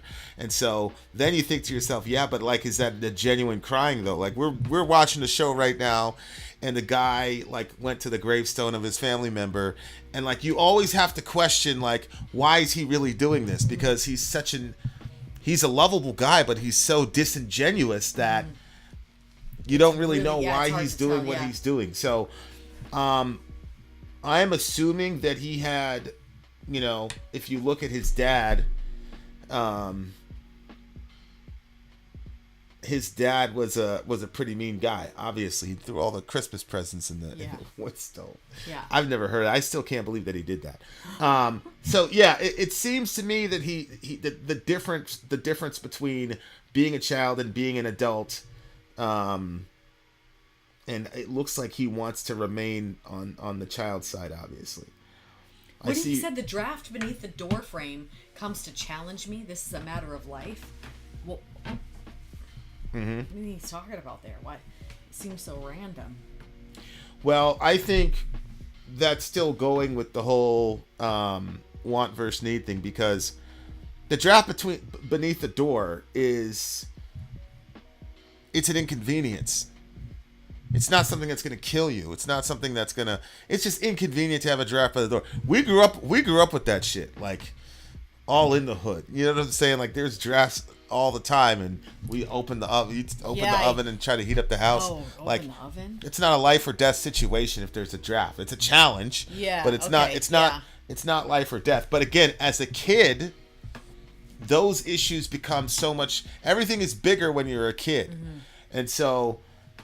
I still see some continuity there, because the next thing is this to me seems to be about life's wisdom. So the first one is about the things you want in life you have to really need, meaning you have to want it bad enough. And then the second one is the draft beneath the doorframe comes to challenge me, basically saying, look at these hard situations as challenges. Like, grow up, dude. It's a draft underneath the door. You're not going to die. It's inconvenient. It's uncomfortable, but take it as a challenge and go for it. So that's how I looked at that. Yeah, that's true, because you could go for it into one could be you get mentally stronger than it and you realize that it's not really that significant, you're going to be fine. Or you take the challenge of saying, okay, I'm going to apply my wisdom to see if I can fix this issue. But either way, you're doing something to change that situation. Yeah. Be kind to me, oh Benjamin, who keeps his eyes inside his hands inside his sleeves. I like that rhyme scheme. Kind to me, inside his sleeves. And the way that he sang it definitely rhymed. Be kind to me, oh Benjamin, who keeps his hands inside his sleeve. And in my heart and in my spirit I can read the way he brushed his beard against the cedar tree, keeping his eyes upon me. Go ahead. That just sounded creepy, because then, like, I just couldn't figure out what the song was about, because then I'm picturing, like, this old man who's, like, straightening his, like, brushing his beard with the bark of a cedar tree. And looking at this person, which just sounded creepy. Yeah, keeping his eyes upon me, yeah. But he's saying be kind. So I don't know if that's his dad. Maybe his dad's name was Benjamin, or maybe the dad's middle name is Benjamin. Benjamin means like son of sorrow or something like that. Because what's her face? Rachel died in childbirth. Yep. And she named, I think the midwife named him like son of my suffering, and then they changed it to Benjamin. But they changed it to Benjamin, which because she initially called him son of my sorrow, and the midwife was like, wait a minute, because she knew she was dying. Yeah. So the midnight last second changed the name. I believe his dad was named Rashid Stevens, but it could be a reference to him still. Yeah. I think Rashid. I think maybe it's his father. The way he brushed his beard against the cedar tree, keeping his eyes upon me. Yeah. And his dad's out there in the snowbank with a snowman at his side. It's like, that's a childlike thing. It's like, hey Dad, we're having this moment where like I could be a kid and you can be an adult like a traditional family would. Yeah. You know what I'm saying? And then he starts dealing with how he deals with difficulties in his life. The things you want in life you have to really need. Maybe he's saying he really needs his dad to like show up and be a dad. That's what I was wondering, if that's what that one was. Yeah. Because he's saying be kind to me. And he pictured him in that snowman spot. Yeah. And when he's saying, said keeps his hands inside his sleeves, is he talking about himself? Like, he's talking about Benjamin, who keeps his hands inside his sleeves. And you think Benjamin's the dad? I think Benjamin is probably a code for his father. Okay. Because, like, again, he's saying be kind, and based on the content, especially in the previous song, his father, it looked like his father just flew off at the handle at times and did crazy shit. And so it looks like here, it doesn't look like there was a lot of time for him to, like, be just a kid around his dad. So the whole snowbank thing, like, at least, I don't know if he built it. I mean, he's got his hands in his sleeves, so maybe he's trying to warm his hands up because he actually built the snowman. And he's saying, hey, this is great. This is a moment where you could be a dad to me, And he's saying, you brush your beard against the cedar tree, keeping his eyes on me, because he didn't want to take his hands out of his jacket. So he brushed the beard off on the cedar tree. Now, that could also be a metaphor for, because how people say so-and-so wears their hearts on their sleeves, but he keeps it inside. He's keeping his, you know what I'm saying? Yeah. So he's so, like, reserved that he won't, again, pull his hands out to wipe out his beard. He wipes it against the trees, because it just shows, like, how committed he is to keeping his hands inside of his pockets. And I don't know if that means, look, kid, this is a once-in-a-lifetime thing where I'm going to build a snowman for you, so I'm keeping my hands in here. Like, this is never going to happen again. You know what I'm saying? Or if it's a deeper metaphor of, look, you're only going to get this much access or closeness to me. Everything, I'm going to be compact otherwise. And it doesn't matter what's going on outside. I'm not going to let you in. My hands are going to be in, it's kind of a defensive position. So, yeah, that's what it looks like to me. It looks like his relationship with his dad and the wisdom that basically he had to learn on his own because his dad wasn't giving him that kind of guidance. But that he wanted so desperately that affection from his dad that it was indistinguishable from a need. And that's the other thing that a lot of fathers don't understand. Like, that connection is not a want from your kid. Like, the kid's got like all these, appointments with me. We're driving, we talk, and things like that. Like, those are not wants. Yeah. Those are needs. But what happens with a lot of dads, especially like old school dads, it's like, when I was growing up, I didn't get all this and blah, blah, blah. As long as I'm providing. Like, I was looking at this blog from this. She's a very famous, in my opinion, toxic evangelical woman who's, it seems like her sole purpose is to get women to submit to their husbands. But whatever. But she says, anytime a woman comes to me and says that they're having problems, I ask them, has he cheated on you? And is he providing? And she says, if the woman says yes to both those questions, I tell her to go home and basically look within yourself and see what's wrong with you, because that's basically all the man needs to do. And I just so when you have that mentality, wait, you're saying if he didn't cheat, cheat on you, and if he's bringing home the bacon, you got nothing to complain about. So there's a lot of dudes with that kind of mentality, right? So it's like, oh, hey, I'm supposed to provide for you and protect you as a father. So that's the necessities. You wanting to talk to me about your day, you want to talk about baseball, you want girl advice. That's a want. That's not a need. Yeah, I do. A lot of people. And I don't think that that's true. No, I agree. I think it's really healthy for kids to be able to have those. They need that guidance from their dad. And I can see like they do need you. Like, even like with the little ones, I can see it when they're like, I can see when they need dad time. Yeah, it's yeah. And in our modern age, it's this. There's not a lot of hope for kids, because in the modern age now, we're so progressive that we could just like mix and match parents. The dad doesn't matter if dad's there. It doesn't matter, because as long as two people love each other, blah blah blah, we don't need a dad or we don't need a mom. That's just ridiculous. And you wait. We're not gonna be around to see it, but there's gonna be a whole generation of really fucked up people, because we were so smart. We outsmarted. Look, you could say outsmarted God, outsmarted evolution. You could say, look, God made it so that there's no way that a child could come into the world without a mom and a dad. Or you could say natural selection made it so that our species has to reproduce in this way. However you want to slice it, dads are important. Yeah, but absolutely. A lot of times, like, society abdicates dad from the emotional side of caretaking. And I think building the snowman, I think the metaphor of the hands being inside, maybe that means he went so long being guarded. Yeah, but because if you go too long playing with the snow, then your hands get really cold, and then you would have to pull them in. So like, maybe that's the only time his father went all out for him, because he built in that snowman and he couldn't take his hands out because they were so freaking cold. Yeah, that's possible. The only thing is that the ask is not very big. The ask is just be kind to me. Yeah. You know what I'm saying? So like, if you like went all out like that, then I would assume there'd be like another kind of celebration. I just think that this guy is a very deeply metaphorical thinker. So even though there's probably a very practical reason the hands were in the jacket, I also think it's a metaphor of like his closed offness to his kid. That's how I interpreted it. Yeah. Hell of a and that dad, if it's about the dad, that's a hell of a Christmas memory.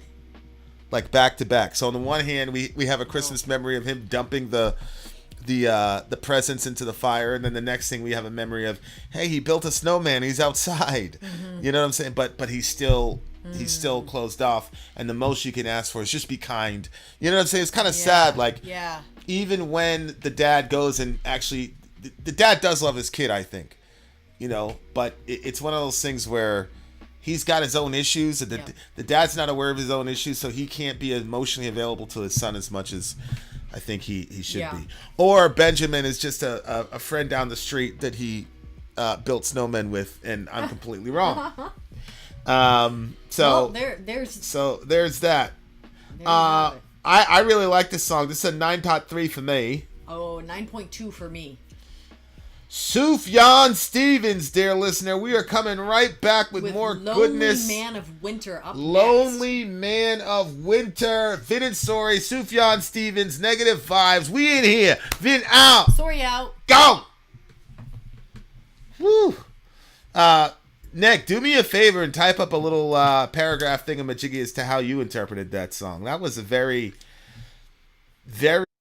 I'm Vin. I'm Sori. If you would like to get your song reviewed, dear listener, there's the Filthy Capitalist option. As Sori says, 125 gets you straight to the head of the line. You don't have to be a part of the alliance. You don't have to be part of the group. Wait a minute. And the biggest thing is you don't have to wait. You hop, skip, and jump right in front of everybody. 125 gets you there. You do that 3 times, and you get mashed down to the $75 rate for perpetuity. Yes! Also, there is a band review option.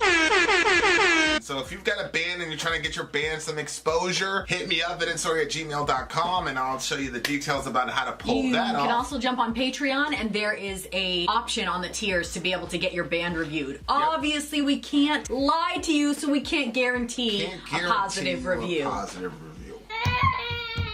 Get what you get. It's just rubbish. Rubbish. Rubbish. That's British for garbage. My favorite is the community option. $1 at the gate gets you in at Patreon. You get to join an alliance. The alliance joins their points together, and that helps determine what songs that we do. The alliances hang out on Discord. Message me on Patreon to get the link. And they do all kinds of other cool things. They do Minecraft, Dungeons and Dragons. Yeah. It's really a community within the community. Anybody can go in the village, facebook.com/Vin and Sori. There's 160,000+ people on the channel.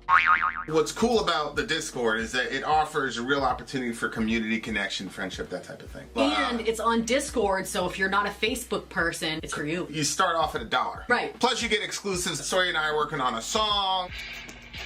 So the first 15 seconds of that was on Patreon. Also, at $15 tier and above, when we actually debut the video, they're going to be there live with us. There you are, dear listener.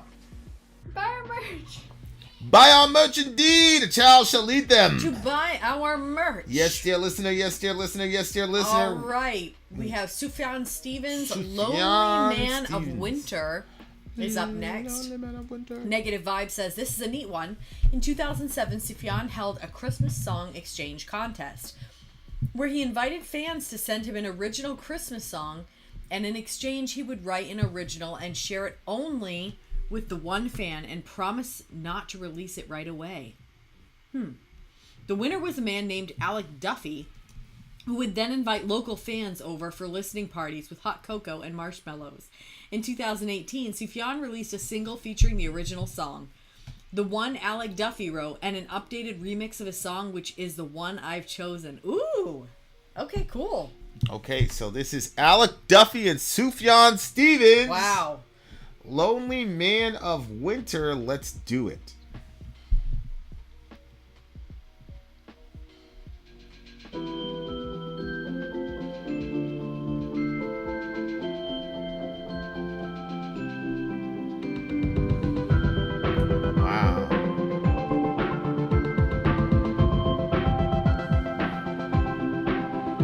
In the world that you would make up with unicorns and buffalo bears, I hope that you could wake up with the sunny side touching your back. Is it the lonely man of Christmas? I'm coming up with theories on it.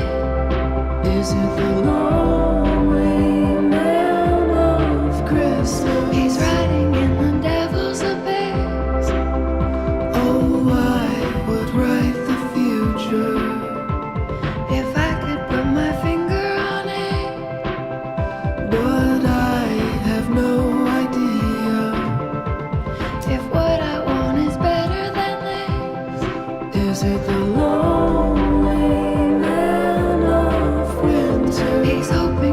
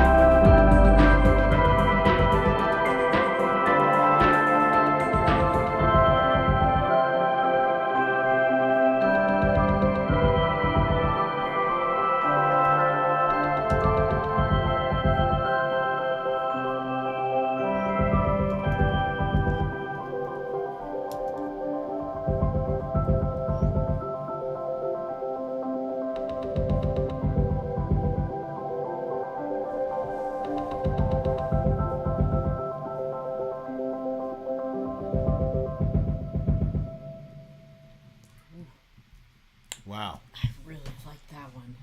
Wow, that one was good. That was really good. Yeah. What did you think it was about? Well, kind of seemed like a relationship song. I think all these songs are relationship songs today. Okay, go for it. So she says, in the world that you make up with unicorns and buffalo backs, I know that you would wake up with the sunny side touching your back.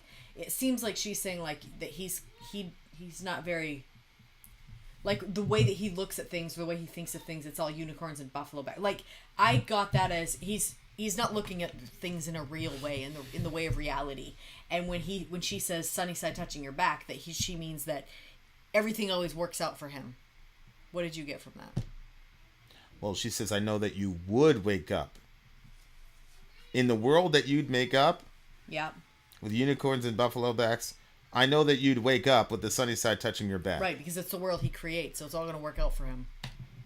In the world that he would make up. Mm-hmm. I think he's talking about a... It seems to me this is an old family member that's basically been abandoned by the family. Because he's the... You know the phrase "old man winter"? You've heard the phrase "old man winter." Like yeah. that's kind of the personification of the season. Like they personify the season of winter as an old man. Old man winter's coming. Blah Yeah. blah blah. Mm-hmm. And that's not a good sign. Mm-hmm. Like people usually don't talk about old man winter in like a positive way. It's like, oh my God, here's old man winter. Mm-hmm. So he replaces it with the lonely man of Christmas. Oh, okay. So it just seemed, it made me think of we had that downtown ministry and stuff, and we threw a Christmas party one time. But you'd interface with like Tex was one of them. Yeah, what Where about? I just remember it'd be Christmas and like I think to myself, because I had organized this Christmas thing, and one of the guys one of the street dudes took me aside and said, "Yo," he said, "look at this," and I'm like looking at these people, and we're feeding them, and we're able to get them presents and stuff because one of the Jackets girls too, I created think. a gift list and stuff, so we were able to get them real practical, shit, but. There's one guy, Tex, and Tex always smiled, like no matter what, like he always smiled, even when he was talking about like because he had family in Texas and stuff, and he's like, yep, they're over there, and like he's not with his family on Christmas, and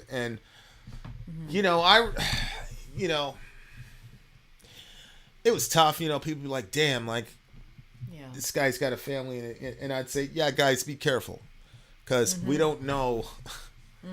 This dude's backstory. All we know is what he's telling us. And our job is not to judge his family or try to figure that out.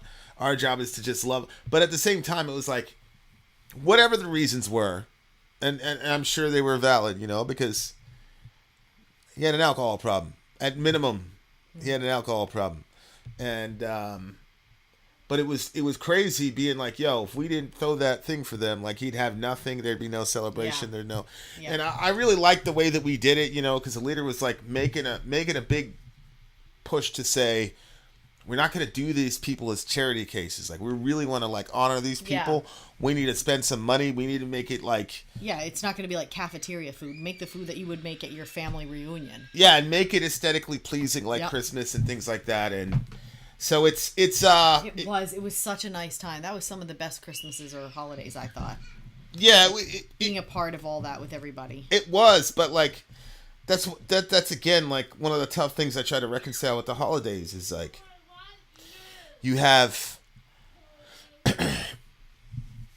all these people where their loneliness gets triply compounded because now it's the holiday. You know what I'm saying? Like, and that's kind of like a weird like why are you always looking at the negative side of shit? But like, but the song instigates it to a degree. Yeah, but I think it's necessary because there's just so many people that feel that way. So many people have experienced loss on different levels, and the holidays that's the most depressing time of the year for lots of people.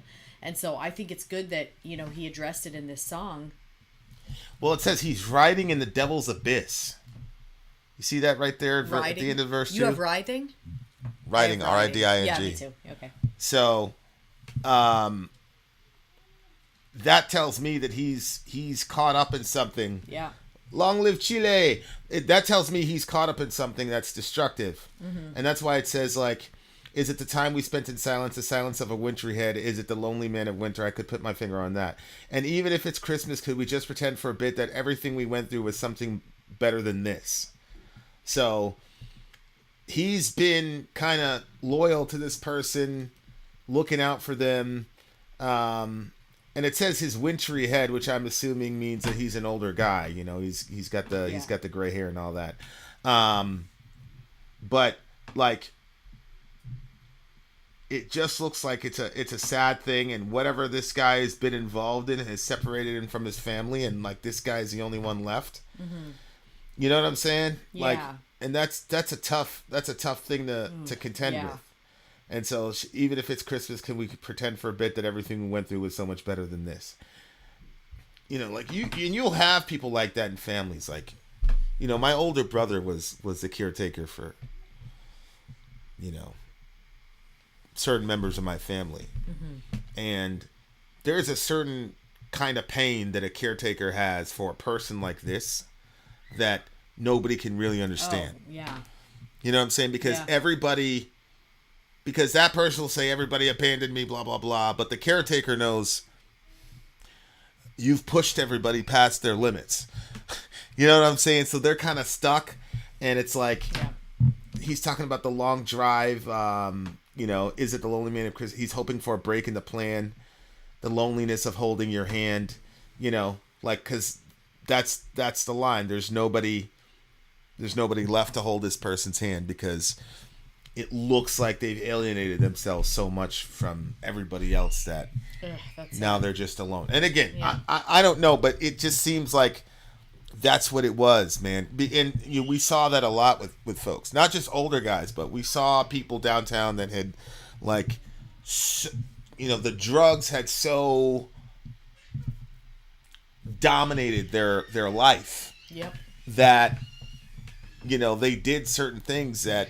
And the other thing, too, it's like, it's not one thing. It's like the same thing over and over again. It's the same lie over and over and over again. And it gets to the point where the family's like, yo, I'm not going to fall for this again.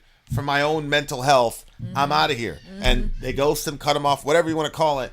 But then there's that one caretaker. It's like, well, you know, I'm going to see this person through the end. And, you know, God bless those people. You know what I'm saying? Like, That'd be a tough job. I'm not one of those people.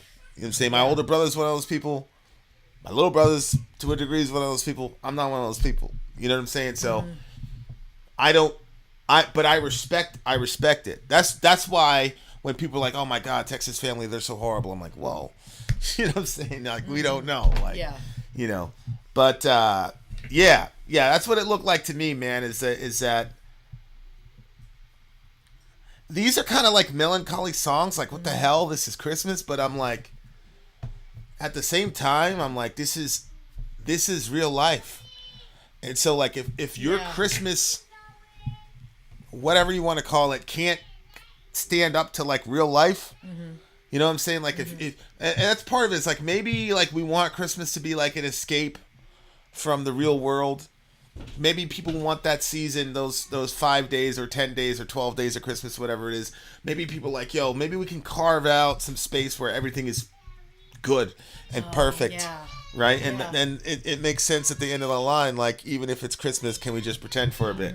Like, because now they have to pretend even if it's Christmas. So, like, Christmas is not accomplishing that goal. You know what I'm saying?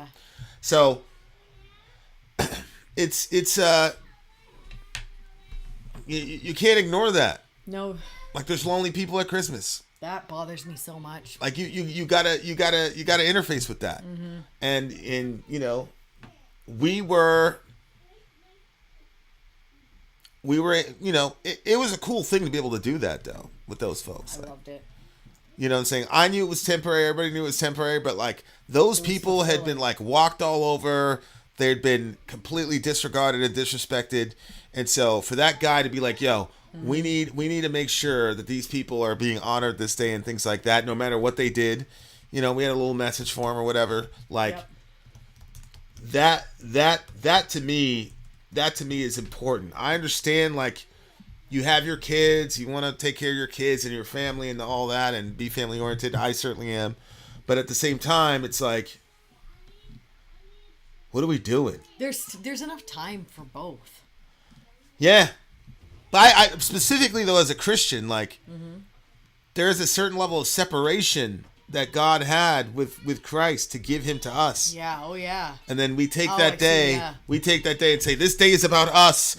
Fuck all those other people who are homeless and all the rest. And, like, again, it's like, it's me trying to figure out, like, how to reconcile, you know, the holidays and the ideal of the holiday with the reality of living in this world and your own, your responsibility to your family and your responsibility to your community. And, you know,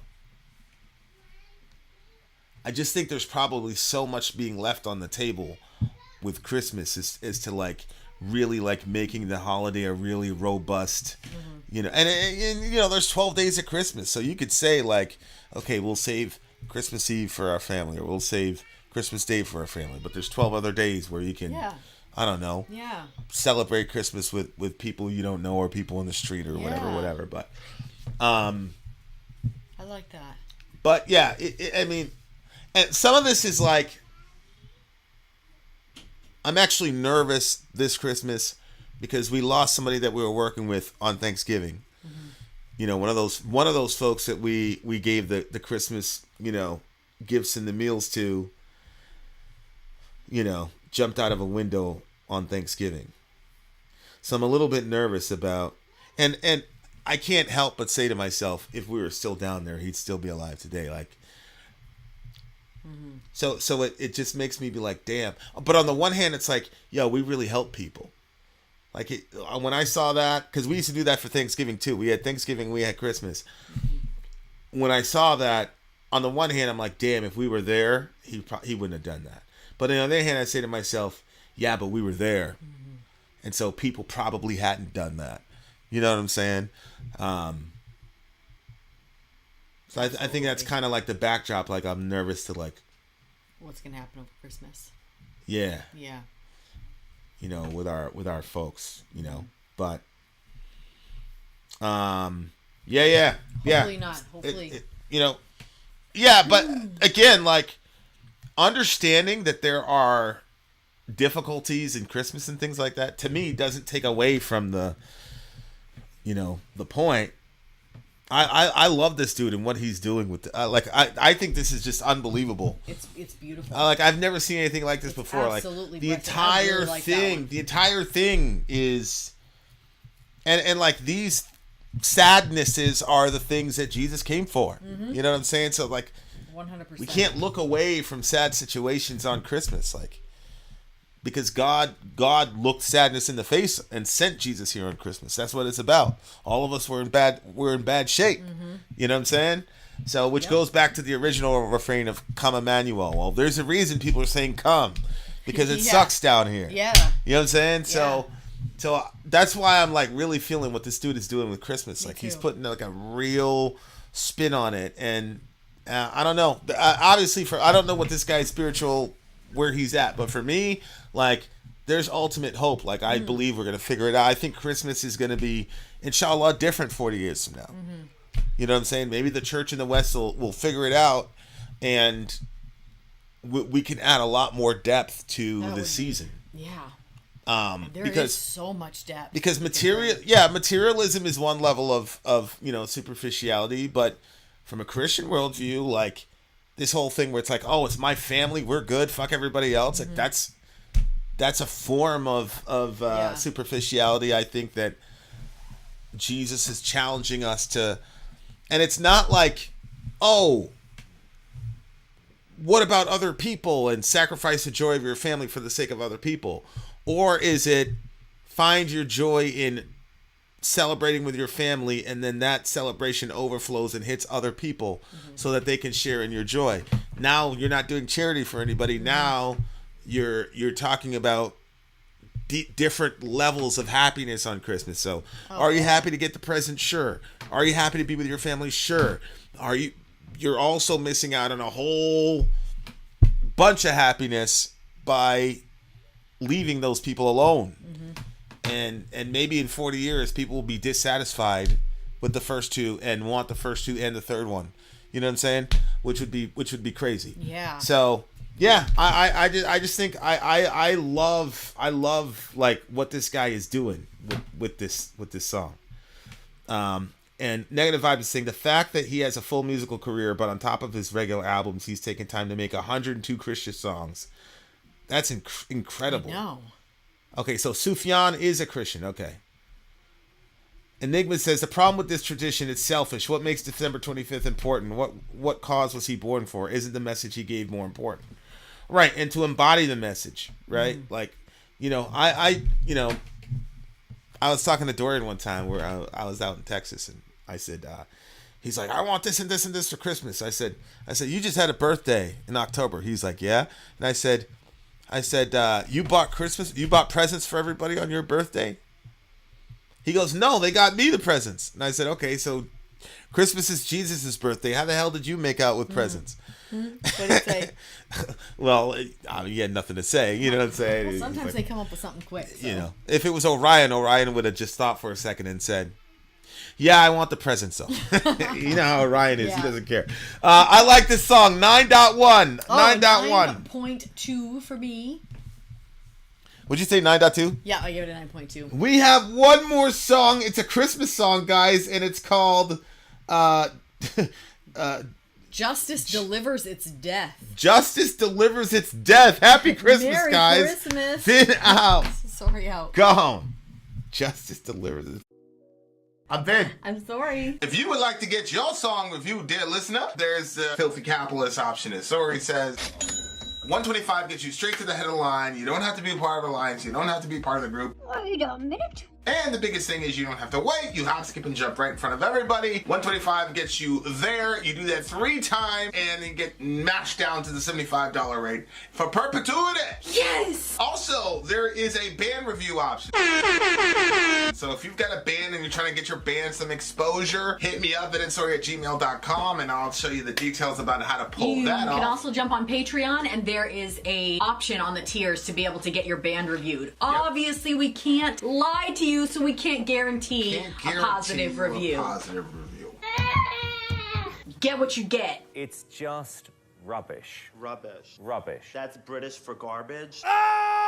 My favorite is the community option. $1 at the gate gets you in at Patreon. You get to join an alliance. The alliance joins their points together, and that helps determine what songs that we do. The alliances hang out on Discord.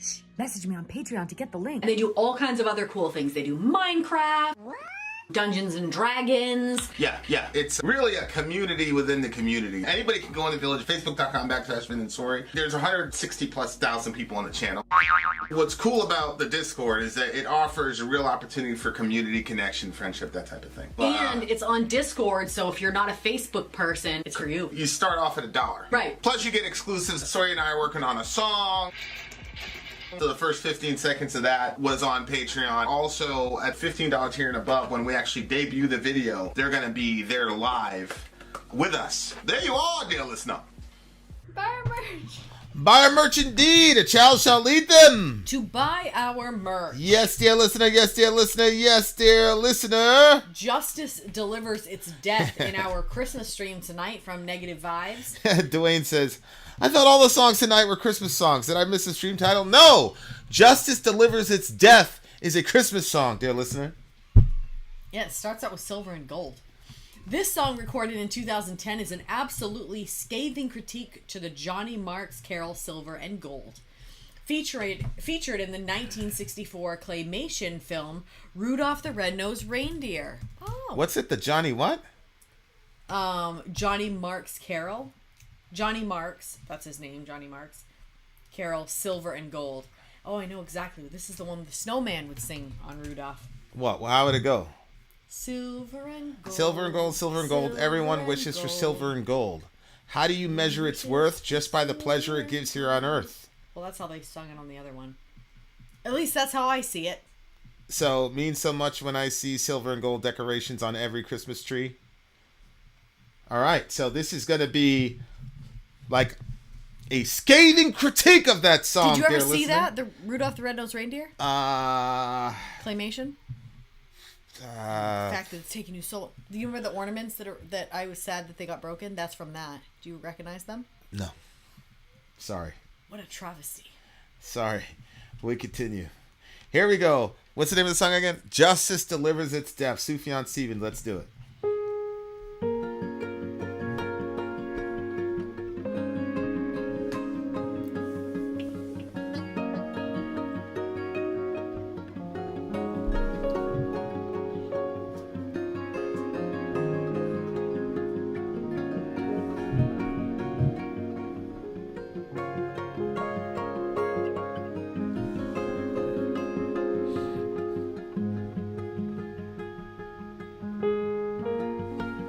Silver and gold,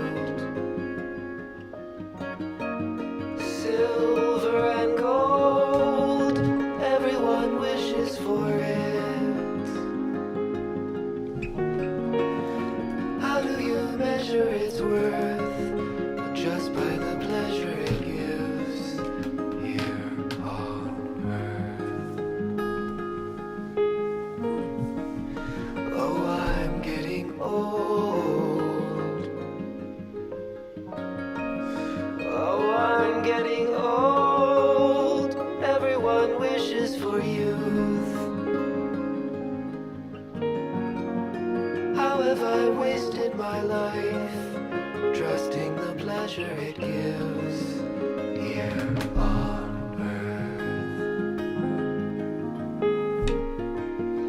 Lord, come with fire. Lord, come with fire. Everyone's wasting their time, storing up treasure in vain, trusting the pleasure it gives here on earth. Oh, I see the end. Oh, I see the end. Everyone's waiting for death. How do you measure its worth? Justice delivers its gift here on earth. Silver and gold, silver and gold, silver and gold, silver and gold, silver and gold.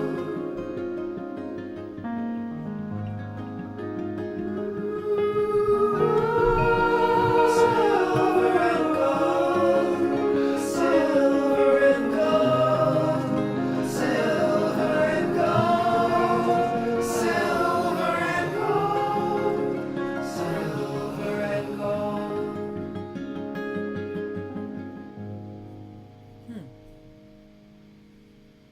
I never knew what that song was about because that snowman would start singing it. We usually would try to skip it because it seemed a little boring. Well, this is not a cover, it's a critique. Oh, okay. Oh, yeah. He's critiquing it. Yeah, because I was going to say it seemed like it was more the opposite message when we used to hear it, but... Yeah, this was- the original song was celebrating silver and gold, and Yeah, I want to see okay. silver and gold on every Christmas tree. But this is saying, Yeah. this is the screed against materialism, right? Yeah. Everyone wishes for it. How do you measure its worth? Just by the pleasure it gives here on earth. Yeah, I mean, What? I the materialism thing was a thing for me. Like, I honestly, I didn't start giving out presents on Christmas really until you. Like, that was just a battle. I was like, you know what? You know, we're a blended family. There's a lot of chaos happening right now. It's not a fight that I want to have, but I'm not really a fan of the material, the gift giving on Christmas at all. I mean, I talked about it in the previous, you know, the previous song where I said, you know, how are you getting presents on Jesus's birthday? And for me, it's like, well, isn't like the gift, isn't Jesus the gift? Isn't that enough? Like, what? We need more things. And then I'm like, yeah, like, and I get it. Read the Christmas story before. I don't know. I'm just, to me, it's like, I don't know. Well, I do know. I have an opinion. It's just there's certain things I'm going to fight about. There's certain things I'm not going to fight about. I think that when you see the negative side of, you know, like, because there is, like, you know, sometimes you'll see the kids get, like, well, that's it, or, you know what I mean, like, different stuff like that. I'm talking kids in general, not just ours, but even myself as a child and friends of mine or whatever. So I think that there's an excitement and it can be distracting from the actual reason that we're doing it. At the same time, like, the kids enjoy getting gifts, but they also have a lot of fun buying gifts for each other and giving and being able to, and having that opportunity for giving and feeling like God the Father. Yeah. You just totally disagree. You just think it's all negative in your mind, or it's just not. Well, one, what do our kids want that they don't have? That's number one. Like, as far as things that we get them for Christmas presents, I mean, another iPad, another iPhone, another, like, our kids have, like, they're, you know, just for me, it's like, the best Christmases I've had, the best Christmas I remember was the one we had in the homeless shelter. There was also one in Florida, and then the ones that we had downtown where we were doing that. Those were the best Christmases to me, when we were like giving to people, and these were homeless people downtown. So we, you know, they were getting toiletry. We did get beers, and we were able to get the kids like some really cool stuff. We should have partnered. We should have beers. We should have partnered. Bears, yeah. We should have partnered with what do you call that? Toys for Tots or whatever. Yeah, we should have. But even then, it's like, I don't know. Yeah, to me, it's like, you know, he's saying like everybody's wasting their time storing up treasure in vain, trusting in the pleasure it gives here on earth. And it's like, here's my thing. This is what I know to be true. I believe our kids would be disappointed if they didn't get any presents whatsoever. I do not think they would be disappointed. I don't think they would look back 6 months from now and be disappointed if we never mentioned Christ. That's my problem. So it's like, we can read that I don't even like reading the Christmas story before opening the present. I think it's almost blasphemous to me. Like, hey Jesus, we're celebrating your day. We're really not. Let me just read this to like give you a nod. Then we're gonna get into what we're really about. Like, that to me is just, you know. But would you switch off, like obviously it's heavy on Christmas traditions in the traditional sense of America is what I know. But if you were gonna, let's say we said, all right, you know what, let's stop doing presents. Let's see if there's like another, you know, to teach them those other things. Is there other traditions that could really emphasize, like, so it's not like, okay, now Christmas is just a regular day. Like, it is a very special day. We're gonna celebrate in different, like, well, it's not a special day to me. It's not a special day to me. Okay, well, I'm not even throwing the whole thing out. No, I'm not saying we're gonna throw the day. I'm just saying, like, the way that we're doing Christmas, like, is not special to me. Like, what we did for those people, and again, a lot of this is probably due to my experience. Like, I experienced, and in my view, an amazing Christmas in that synagogue at the homeless shelter, because, you know, people that didn't know us took time out of their day. They even brought, you know, they even brought one of those kids over to play with me because, you know, my little brother was too little, and my older brother was out with his, you know, whatever. And so some of the Jewish families brought the kid to like run around, and they cleared all the chairs in the synagogue. It's Christmas. It's not their holiday. But, you know, the Torah says to love your neighbor, do all this good shit. So we were in trouble. It was Christmas. And all the other that's the other thing. All the other homeless families had places to go to because they were local. We were coming from Florida. We had nobody. So they saw us there by ourselves. And so not only did we get the gifts, but they made sure to bring a boy over that was kind of my age. That's cute. And they had him run around with me in their place, in their synagogue for 2 hours. That's so, like, that left an indelible mark on me. You know what I'm saying? Like, the fact that people would do that there's people in the world that would do that for you. So when we were down in downtown, I'm like, yo, I saw a bunch of little kids out, and you know, I pulled H aside because she had organized that, and I said, this is gonna stay with these kids, bro. Trust me. Like she did, and I hadn't even told her that story, but I'm like, this is gonna stay with these kids. So for me, like you know, I am happy to see everybody happy. You know what I'm saying? Like I'm not gonna be a downer about it, but like to me, at the end of the day, it's ultimately about materialism in America. That's what it is. Yeah. I mean, that's just the long and the short of it. Even in Christian families, like I said, Yep. if we went through this Christmas and I never mentioned Jesus, but they got all their presents, it would be a successful Christmas present. You know, so we have to deal with the implications of what that means as Christian parents, because whatever, you know, that's getting passed on to them and all the rest of it. So, you know, but I'm like, you know, Christmas is not in the Bible, so it's not like some biblical command. It's a thing that we made up. So I don't think that Jesus is up there upset. Like that's probably not the day he was born anyway. So, you know, to me, it feels like a missed opportunity, you know. And I was like watching somebody else on Facebook. There was somebody else on Facebook, and they were like, yo, like, what are you supposed to get your kids for Christmas when you get them everything they want anyway? I was like, yeah, that's pretty insightful. Because I'm looking at our kids. I'm like, what do they want? Like, what thing under the Christmas tree could we give them that they wouldn't get in a month or two anyway?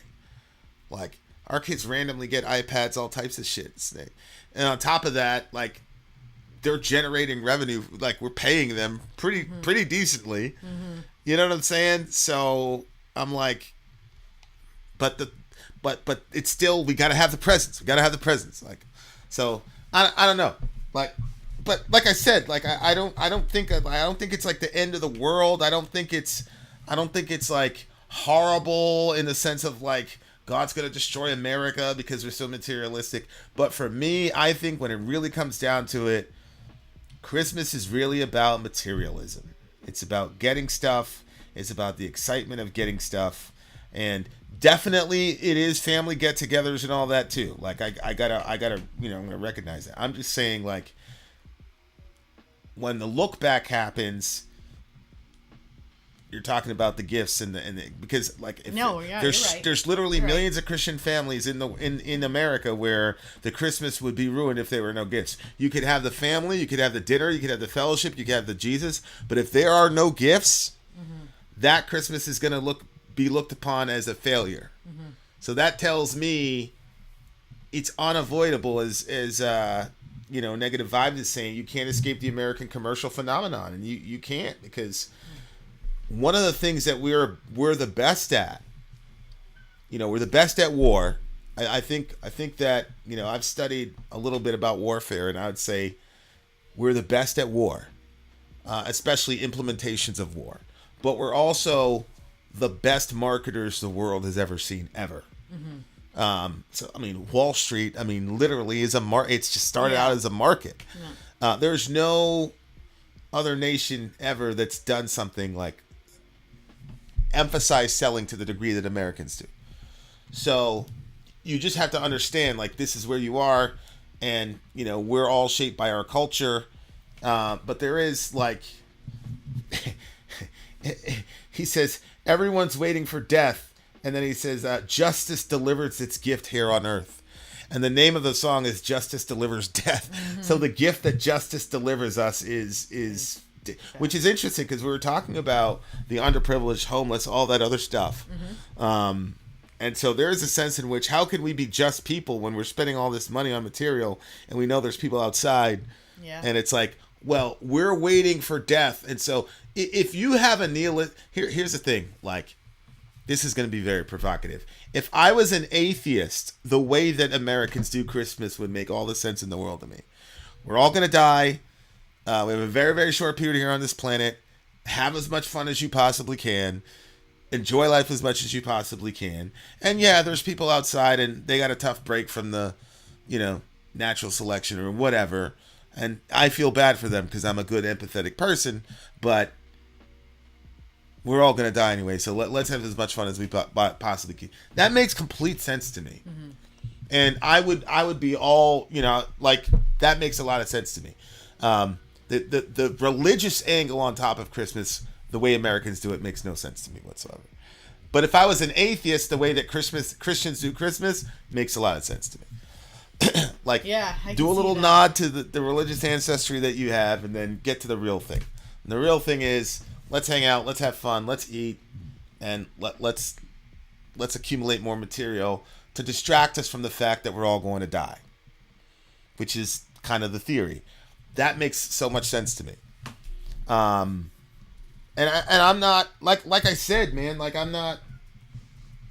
I that's why I'm feeling this dude so much, is because, like, I've never seen anybody say the things that he said. Mm-hmm. That's how I felt, for years. You know what I'm saying? Like, so, there's a lot of things that come out of that, like Black Friday, like, the irony of Thanksgiving. Like, we had Thanksgiving, and then the food hasn't even digested in your stomach, and you're out in Walmart trampling people to death for Tickle Me Elmo. Mm-hmm. And I'm like, these are Christians doing this. Yeah. You know what I'm saying? So, like my Muslim friends, and like, what the hell? Like, that are not familiar with this whole ritual. Like, they're like, what do y'all do? You know what I'm saying? Like, I get it. You know what I'm saying? Like, Yeah.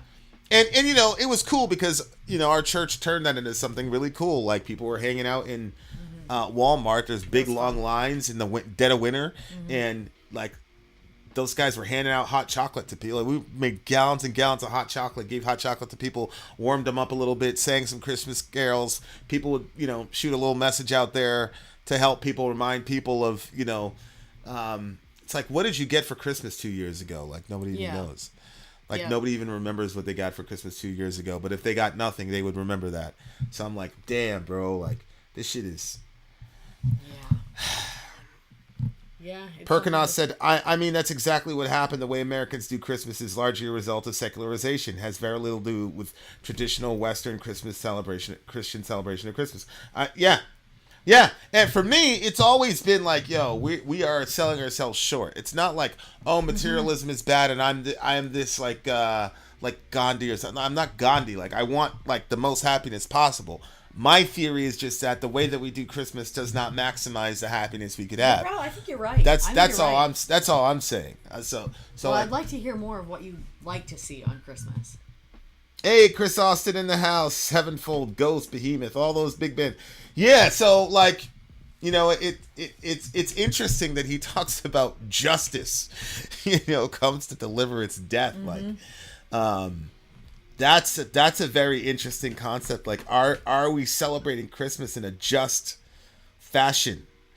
Like, that's a... But, like, I always hesitate to talk about this stuff because... there's that, in the letter of the seven church, I think it was Thyatira, where, he's saying, you guys need to do this, you need to stop doing that. And then he says, as for the other stuff, I'm not going to, I don't want to lay any more, I don't want to lay any more burden on you. Just hold on to what you have and you'll be okay. Mm-hmm. Like, so there's that mind of God where he's like, this could be better, but I'm not going to go crazy on people because God is gracious. He knows that we're dust. So I'm sure God knows that we're hanging out in the Western world. We're inundated with modern secular humanism and when that interfaces with capitalism and things like that, you end up with what we call Christmas. Like, I don't think he's up there going, like Jesus is getting worshipped 24/7 all over the world and with the angels. Like, he's not, I just think that we're missing out on and it's not just Christians. Like I said, like, negative, he's saying the exact same thing where he says the invocation, Lord, come with fire. Everybody's wasting their time. Hits me really hard. Agree. You know, like there's that, like, you're looking around and you're seeing all this stuff and everybody's kind of like smiling and shit and not realizing, like, and then the other thing is, like, you know, I talked about this with Dorian, like, all the comfort of the Western world is being bought by suffering somewhere else. Oh, you know, my gosh. you got diamonds over there, came from Africa. You got, you know, this, a lot of the chocolate, a lot of the Nestle chocolate farms of like 8-year-old kids working 12-hour days, all types of shit to get us chocolate. You know what I'm saying? Like, there's so much shit that, you know, Western comfort is being purchased on, you know, oh my gosh, the misery of other people. And so it's like, the irony is like, oh, Christmas, like, I remember when I was working at the Walmart distribution center, anytime it was Christmas, the chocolate would be like, oh yeah, triplicated. You know what I'm saying? So it's like, yeah. oh, okay, so more misery has to come to generate this, you know, celebration for us on the other side of the world. Like, and again, like, this happens 365 days out of the year. That's one of the reasons, like, well, why is Christmas different? Like, but it's like, there's just so many things where as Americans, we are so comfortable. We're at a time now where we are aware of more human suffering than has ever been, like, even possible. And we don't do anything about it for 364 days in the year. And then on Christmas, like, we want to be happy and full of cheer. And I don't know. It's just like, it's unjust. It's an unjust system. And it's one of those things where it's like, if they read about us 100 years from now, people be like, what are these people doing? Like, yeah. and that group in 100 years are going to have their own issues, but, like, what are we doing? You know what I'm saying? And that's like, it talks about, like, come with fire. You know what I'm saying? Like, burn all the shit down, and all the people that were talking shit about, oh, you love Jesus, blah, blah, blah, Christ over everything. Okay, so when everything is rebel around you, is Christ going to be everything? You going to say that's a Merry Christmas because your house burned down, but Christ is everything to you? Like, come on, bro. Like, so, I don't know. It's a lot of people would accuse this guy of being a downer, but I don't know. I think it's looking at the holidays from a heavenly perspective. And, you know, this one was a little bit more meta, but the other ones were really personal as well. Like, I just thought the mix that Negative Vibes came up with, like, you had two, like, classic ones, like classic Christmas songs, hymns, and then you had the two or three in the middle were very personal, and then this one is like meta, like, think about the world, think about, you know, how does the theology interface with you know. So what is my what is one of my favorite verses? One of the verses that Jesus says to me a lot is Psalm 32:9. Do not be like the horse or the mule, which have no understanding, but must be controlled by bit and bridle, or they will not come to you. Or in the English, it says, in the ESV, it says, they will not stay near you. And so that's God saying, man, how about you just, like, come and listen to me? Like, I don't want this relationship where you have to be controlled. You know what I'm saying? So Chris, that's one of my favorite verses, Psalm 32:9. He says that to me a lot because I'm a very, very, very, very, very, very stubborn individual. Oh, yeah, and the verse before that too, subhanAllah. I will instruct you and teach you in the way you should go. I will counsel you with my eye upon you. I love that. And yeah, Negative Vibes, 1 Thessalonians 5:21. Test all things, hold to that which is good. Yeah. So yeah, like that's a beautiful thing. So anyway, guys, have a Merry Christmas, okay?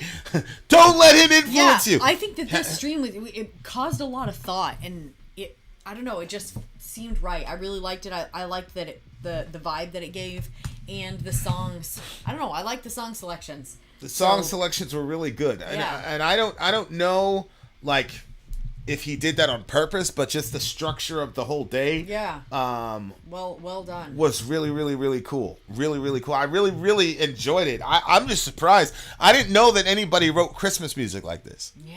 You know what I'm saying? So, yeah.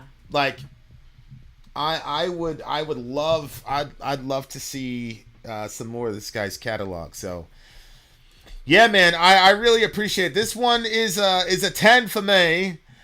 It's a 10 for me because 9.8. I just this is like exactly my thought process. The last two songs were exactly my thought processes and struggles with Christmas. So I think we should talk about it more too offline. he did a really good job. There you are, dear listener. Whatever your tradition is, try to have a happy holiday. Love your neighbor, take care of each other, all that jazz. Thanks for hanging out. Try to find,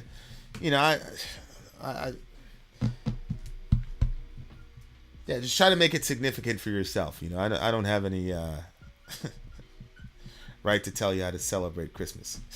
So do your best is what I'll say. There you are, dear listener. Shout out to Negative Vibes. That was really good, my guy. We have another stream tomorrow night at 10 p.m. Another stream for you bitches. We just coming at you. We just